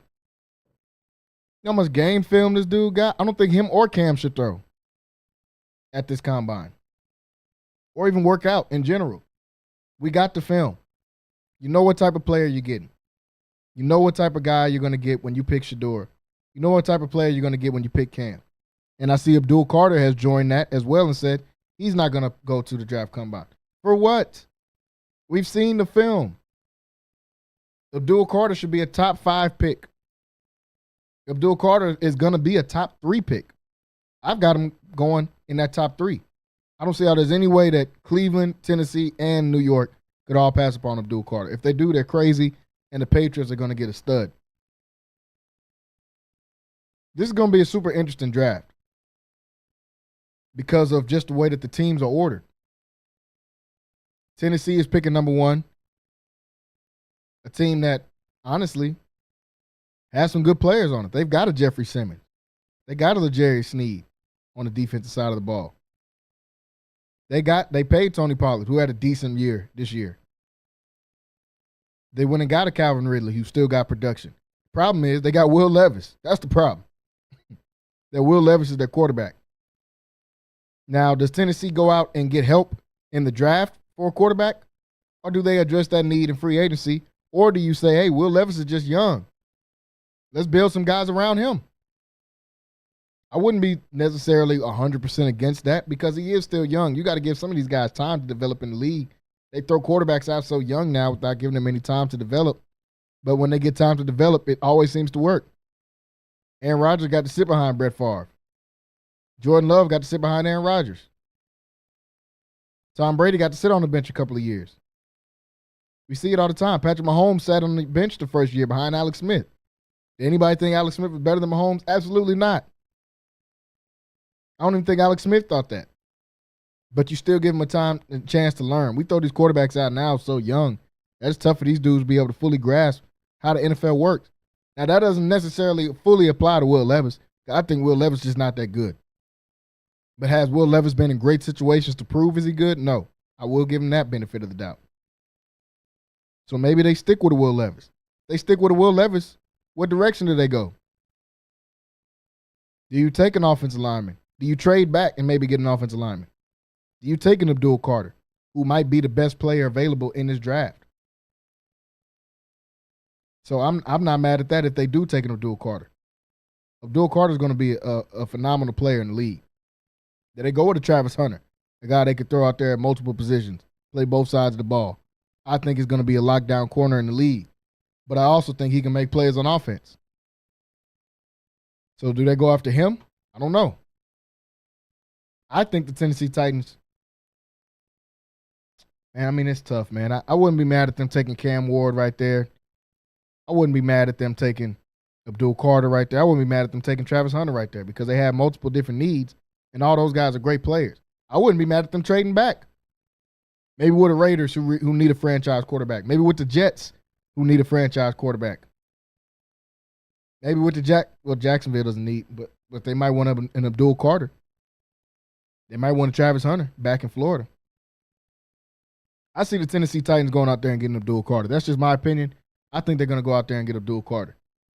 Picking at number 2 is the Cleveland Browns, who also have many needs, but we all know their number one need is quarterback play.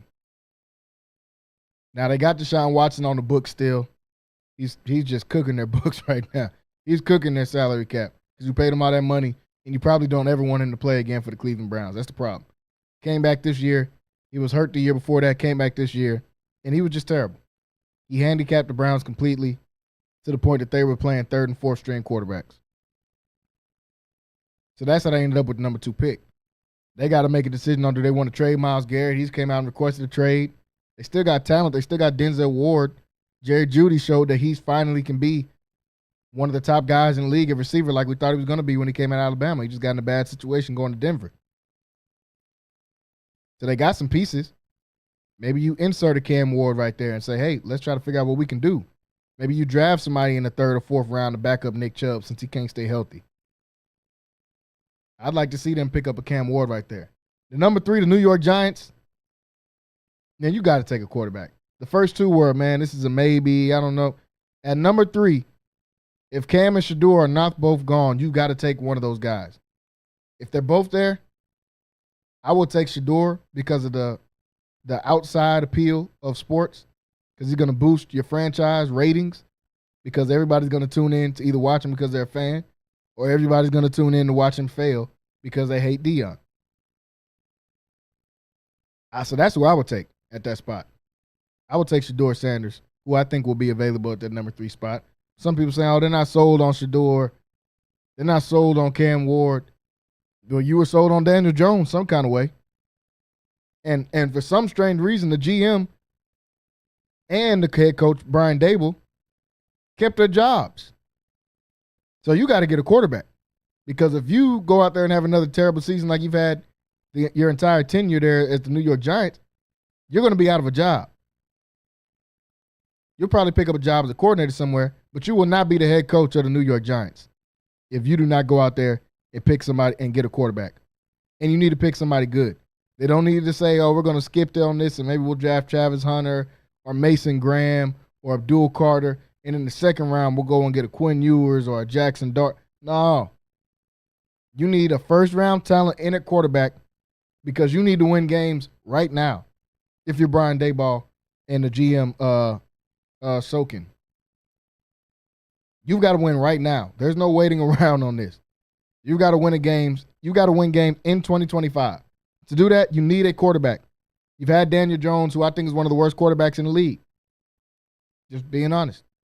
At least as far as starters. He's one of the worst starting QBs in the league. Can he be a backup? Oh, for sure. Man, if he's a backup, he's a lot of teams' best backup. That don't mean he should be a starter. Especially not for an organization like the New York Giants, which is one of the most watched football teams in the NFL. You forced your fans to watch terrible football for so many years. Get a quarterback, get a franchise guy. I seen some people saying, man, Deion's not going to let his son go to New York. Why not? It's New York. Are they a great organization? No, but it's New York. Shador needs to go to 2 places, in my opinion. New York or Vegas. Those are the places that are going to fit his personality. If he's still sitting around at number 7 for some strange reason, the New York Jets should take him. But he needs to go to New York or Vegas. Those are my 2 destinations. I don't want to see Shador in Cleveland. I don't want to see Shador in Tennessee, even though that bet can be the number 1 pick. I'd rather see Shador in New York or in Las Vegas. I wouldn't be shocked about the Vegas pick at all. If New York doesn't pick him, he's going to Vegas. If New York decides, hey, we're not going to take Shador right here, he's going to go to Vegas.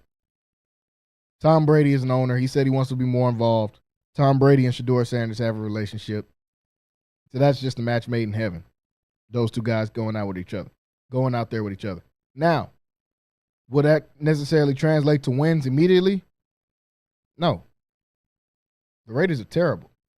I like that they got Pete Carroll. I see the kind of culture they're trying to build. Tom Brady is way too competitive to just sit out of everything and not have a say-so in things. So I think the Raiders will be more competitive. They still got Max Crosby. He's one of the best pass rushers. He smokes backwoods on national television sometimes, but hey, He's still one of the best players in the league, especially at that edge rushing position. But outside of Max Crosby, there's nothing to look forward to on this Raiders roster. Nothing. This is a full, complete, and total rebuild. But if you want to do that, you want to have one spot solidified and shored up, and that's the QB position.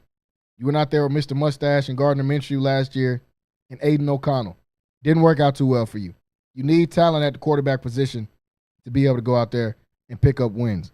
Let's talk about some of these other teams, some of these other guys in the combine. As the combine is coming up this Thursday, always a good time of year. Always kind of a strange kind of year because we just watch a bunch of grown men in tights just run around and be like, man, this guy's going to be great in the NFL. Like, bro, we don't know if that's good. We don't know if he's going to be great in the NFL. He can jump high. He can run fast. And I think too many teams often put way too much stock into the combine. But obviously, it's a good place to see where people are at, especially to see where some of these kids' heads are at, to see what they're thinking like, to see what their mental is like. Can they process information fast? Do they act good under pressure situations? But the film is the film. Guy's not going to come here at the combine and do all this crazy stuff and then just wow everybody and then go out there in the NFL and just be great when he wasn't great anywhere else. Now, we see some guys that weren't as good, have good combines, and then they turn out to be good players. More often than not, they were good before. They get too caught up in the draft combine.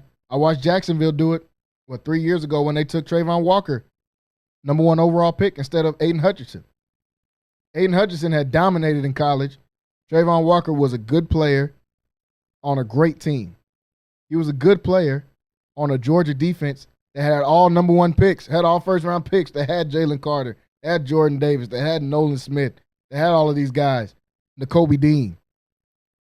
That defense was loaded. Kamari Lassiter. And Trayvon Walker was in that defense, on that defense, and was one of the good guys on that defense. But Aiden Hutchinson was dominant. I thought that was a clear-cut number 1 pick. Trayvon Walker goes out here, plays great, does great at the combine, jumps high, runs a good 40. He ends up being number 1 pick. Shout out to Trayvon. But obviously, that was the wrong pick. Aiden Hutchinson has a potential when he's healthy to be the best defensive player in the league. I think he was going to be the defensive player of the year this year if he didn't get hurt. He was top 5 in sacks until like week 14. And he got hurt in like week 6, week 7.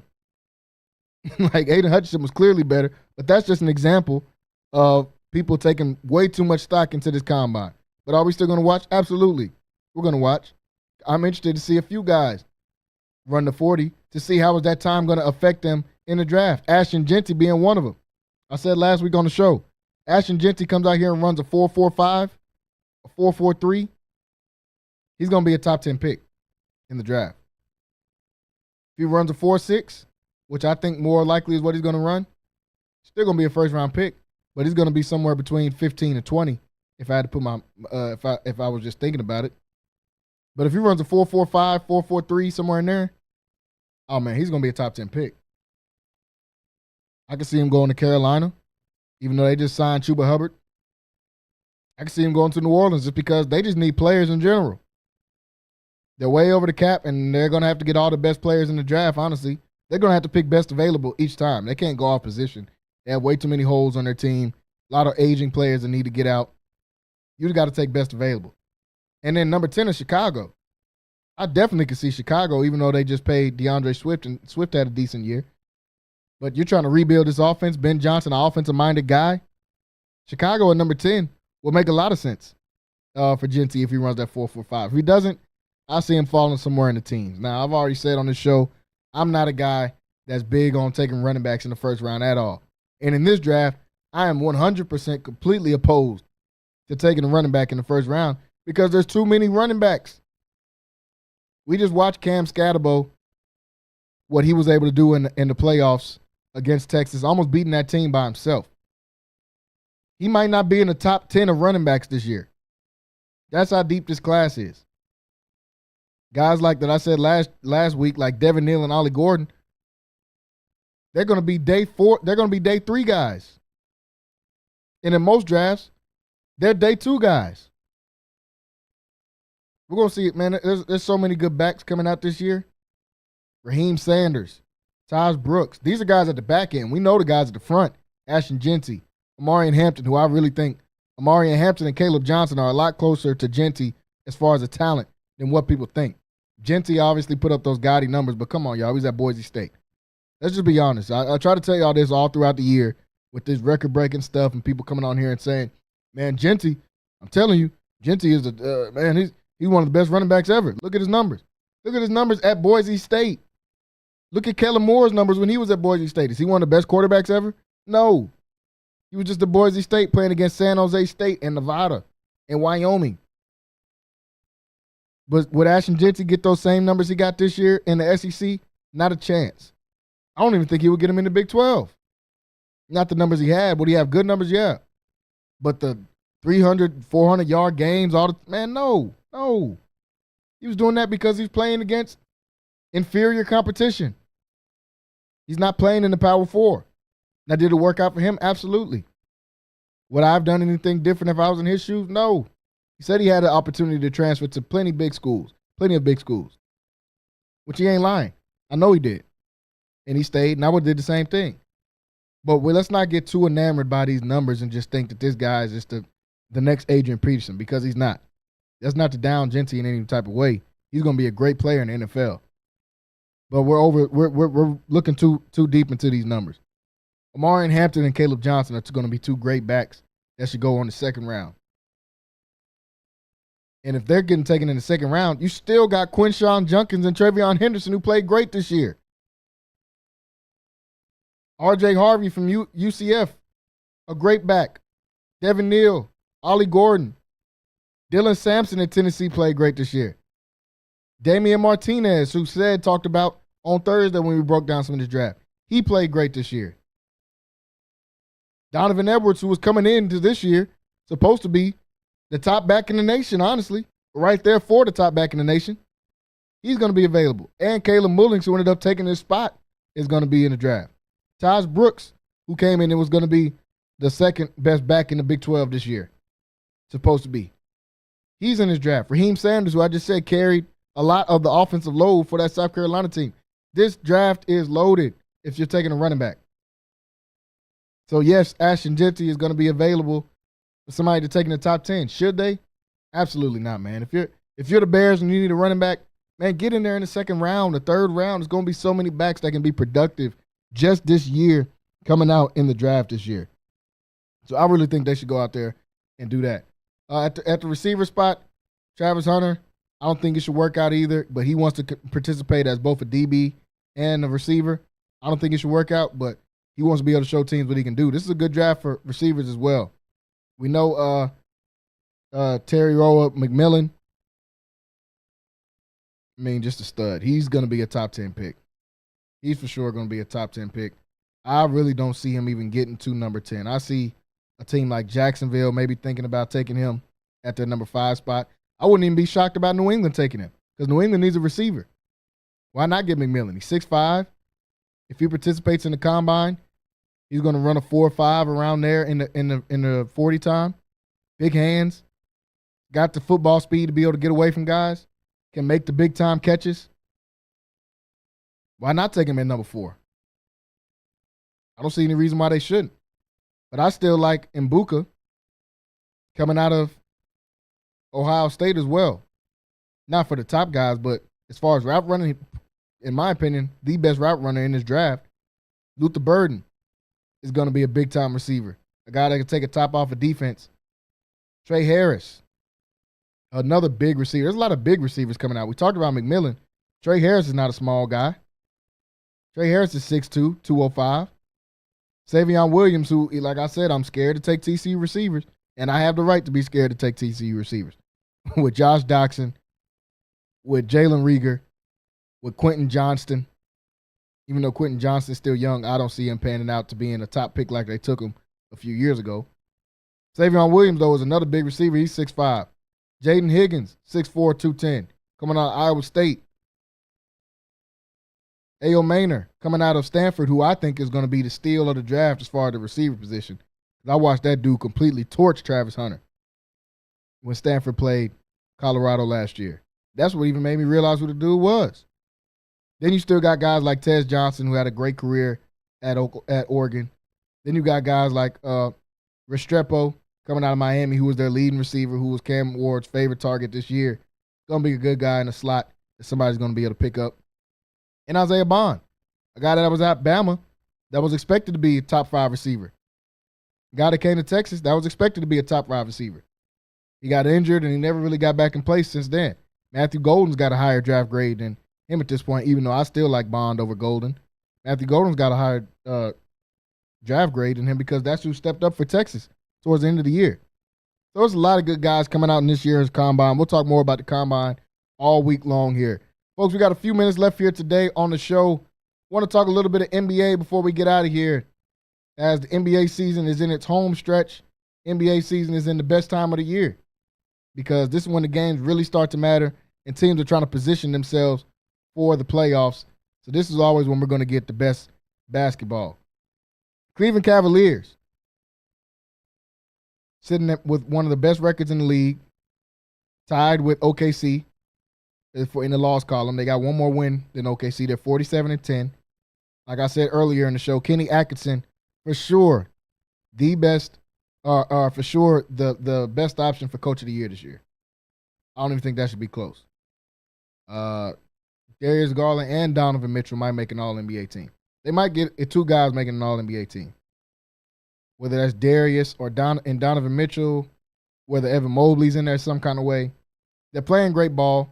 They added a DeAndre Hunter, which I think was probably, outside of Luka, the biggest pickup in the trade deadline just for this year, because De'Aaron Fox and Wemby is going to be a good combination moving forward. But for this year, that DeAndre Hunter trade was special, and that's going to be big for them moving forward. Are the Cleveland Cavaliers a serious threat to be able to win it all? Man, that's so tough because the Boston Celtics are such a good team, and they're the champs. The Celtics are still the champs until somebody knocks them off. Now, I know they're not having as great as a regular season as they did last year, but they just went all the way to the finals this year. They might be a little fatigued. Guys miss some time. Porzingis has been in and out of the lineup. Drew Holiday's been in and out of the lineup. Jalen Brown's missed some time.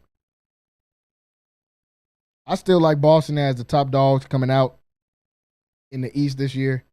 But man, Cleveland is a good team. Cleveland is a serious team. They're not playing around. I just watched them completely spank the Knicks. That was supposed to be a good game. I was, hey, Friday night, I'm going to watch a little of the Knicks before I get to watch my Rockets. Shout out to the Rockets. Got back in the win column, beating up on the Timberwolves. But I was like, okay, before I watch them, I'm going to watch a good game with the Knicks and the Cavs because the Knicks have been playing great. They got smacked from start to finish in that game. 142-105 was the final score. Cleveland wasn't playing around. Now, I know Cleveland was at home, but man, come on, New York. I thought this was when New York was finally getting his flavor back. New York was finally finna start being good again. Not saying that they aren't good. I still like this New York team. But you play the top dogs in the East, you get smacked like that. You play the top teams like Cleveland and get beat. I think they're 0-7 against the top teams in the league. They haven't won a game against Boston. They haven't won a game against Cleveland. I don't know what's going on with New York. They got smacked by the Lakers before Luka even got there. It was just LeBron. LeBron is 83 years old and came out there and put up 40-something on the Knicks still in the Garden. So the Knicks got to figure something out. I seen Kendrick Perkins saying they're going to have to start making Karl Towns play defense, and it's the truth. Defense has always been the calling card of a Tom Thibodeau coach team. The difference is they're way better offensively this year because they added a Karl Towns who's having his best season as a pro. Towns isn't a defender. And now Thibodeau has been forced to switch up his rotations and how he plays teams because he's used to his 5-man having no offensive ability, really just being out there to block shots and get rebounds and be a defensive anchor. You don't have that with Towns. Towns is not blocking shots. Towns, if he gets switched out onto a pick and roll, he's getting cooked. It's just the truth. Now, I didn't expect him to be this bad defensively because you still got Mikal Bridges, who's a good defender. Still got OG Anunoby, who's a good defender. Still got Josh Hart, who's a good defender. Still got Miles McBride, who's a good defender. I expected him to play better than that. But with Karl Towns playing how he is defensively, not talking about his overall game. Overall, he's playing like one of the best players in the league. But with how he's playing defensively, hasn't worked out so far for the Knicks. Want to look at some of these games here tonight. Clippers and Detroit already in action. Denver and Indiana already in action. But I want to look at some of these games coming in here for tonight. On NBA TV, Minnesota and OKC, the only NBA game that's nationally televised tonight. Minnesota's got to find a way to get back in the win column, man. This team hasn't been able to find their rhythm. They are definitely on the losing end of this Karl Anthony Towns and Julius Randle trade. Originally, I thought that trade was going to be kind of even. It's not even. Karl Towns is having a career year, and the Timberwolves are struggling. Now, the Timberwolves are still in position in the playoffs. They've gotten better. They're sitting at the seventh seed. But they still got a lot of questions to answer. They're playing OKC tonight. I expect OKC to torch them. It's just that simple, man. I don't see them being able to come out here and getting a win against OKC. Not with OKC playing the way they're playing right now. Not with OKC just smacking the Timberwolves. They just played them last night. They didn't smack them. It was 130-123. It was a good game. But now they're playing again. This time they're playing at OKC. Yeah, give me OKC in the dub in this one. OKC's a 12.5-point favorite. I think that's kind of crazy. They think they're just going to blow them out. But it's because DiVincenzo's out. It's because Rudy Gobert's out. Julius Randle is out. But on the other side, Chet Holmgren's not playing. He's not playing in the back-to-back. You know, he's missed most of this season with an injury. They want to make sure he's healthy. But I still got OKC winning, man. Can't nobody stop SGA right now. SGA is playing like the best player in the league. He should have the MVP sold up completely and 100%. That shouldn't even be a debate on who should win the MVP this year. Even though Jokic is playing great, not taking nothing away from him, but he should be able to win that game. Miami and Atlanta, another interesting matchup. Miami, a team that's trying to solidify themselves in the East. Like I told y'all earlier, the East is garbage. Miami's a top 6 seed in the East, and they're 3 games under 500. Like, the East is just garbage. But I do like this new look Heat team without Jimmy, because I think they bring a more defensive side to their game and to their approach to the game. And they get to put Bam at the 4, which puts the ball in his hands more, which makes Bam shoot the ball. I don't know why Bam won't shoot. Tyler Hero just had 40. I think that was last night or the night before that. But Bam has got to be able to shoot the ball. Since this Jimmy trade and since all this Jimmy stuff has been going on, Bam has been shooting a lot more and been playing great. So I'm liking that I see that. I like Miami in this game tonight, even though they're playing against Atlanta. So, folks, only a couple games on tonight. Some good college basketball games on, though, tonight. Like I said, Baylor is taking on Kansas State right now in women's college basketball. Houston versus Texas Tech tonight at 8 o'clock as well. Make sure you guys get ready and tune in for those games. We're out of time here today on Centex Primetime. We'll be back here tomorrow to break down some more about the Combine. We'll talk some more about these NFL teams as we're getting closer to the NFL offseason. And we'll talk about the NBA and everybody getting ready for the home stretch. I want to thank everybody for tuning in with us today on Centex Sports Network. Make sure you jump over on YouTube, hit that subscribe button. As always, click the bells and get notified when we go live here 5 to 7 p.m. We'll be back tomorrow at 5 o'clock. We'll see you guys then. Everybody have a great evening. Lighthouse Streaming, a full-scale media agency and your go-to source for all things audio and video. Is your church long overdue for audio and video upgrades? Call Lighthouse Streaming for a free consultation. Does your corporate or church event need audio or video production? Don't stress. Call the guys at Lighthouse Streaming. In business since 2017, Lighthouse Streaming has produced hundreds of live events and completed dozens of church and venue installations. Whatever your AV needs are, Lighthouse Streaming has you covered. Give them a call at 254-252-4206. That's 254-252-4206. Or go to lighthousestreaming.com and set up your free consultation.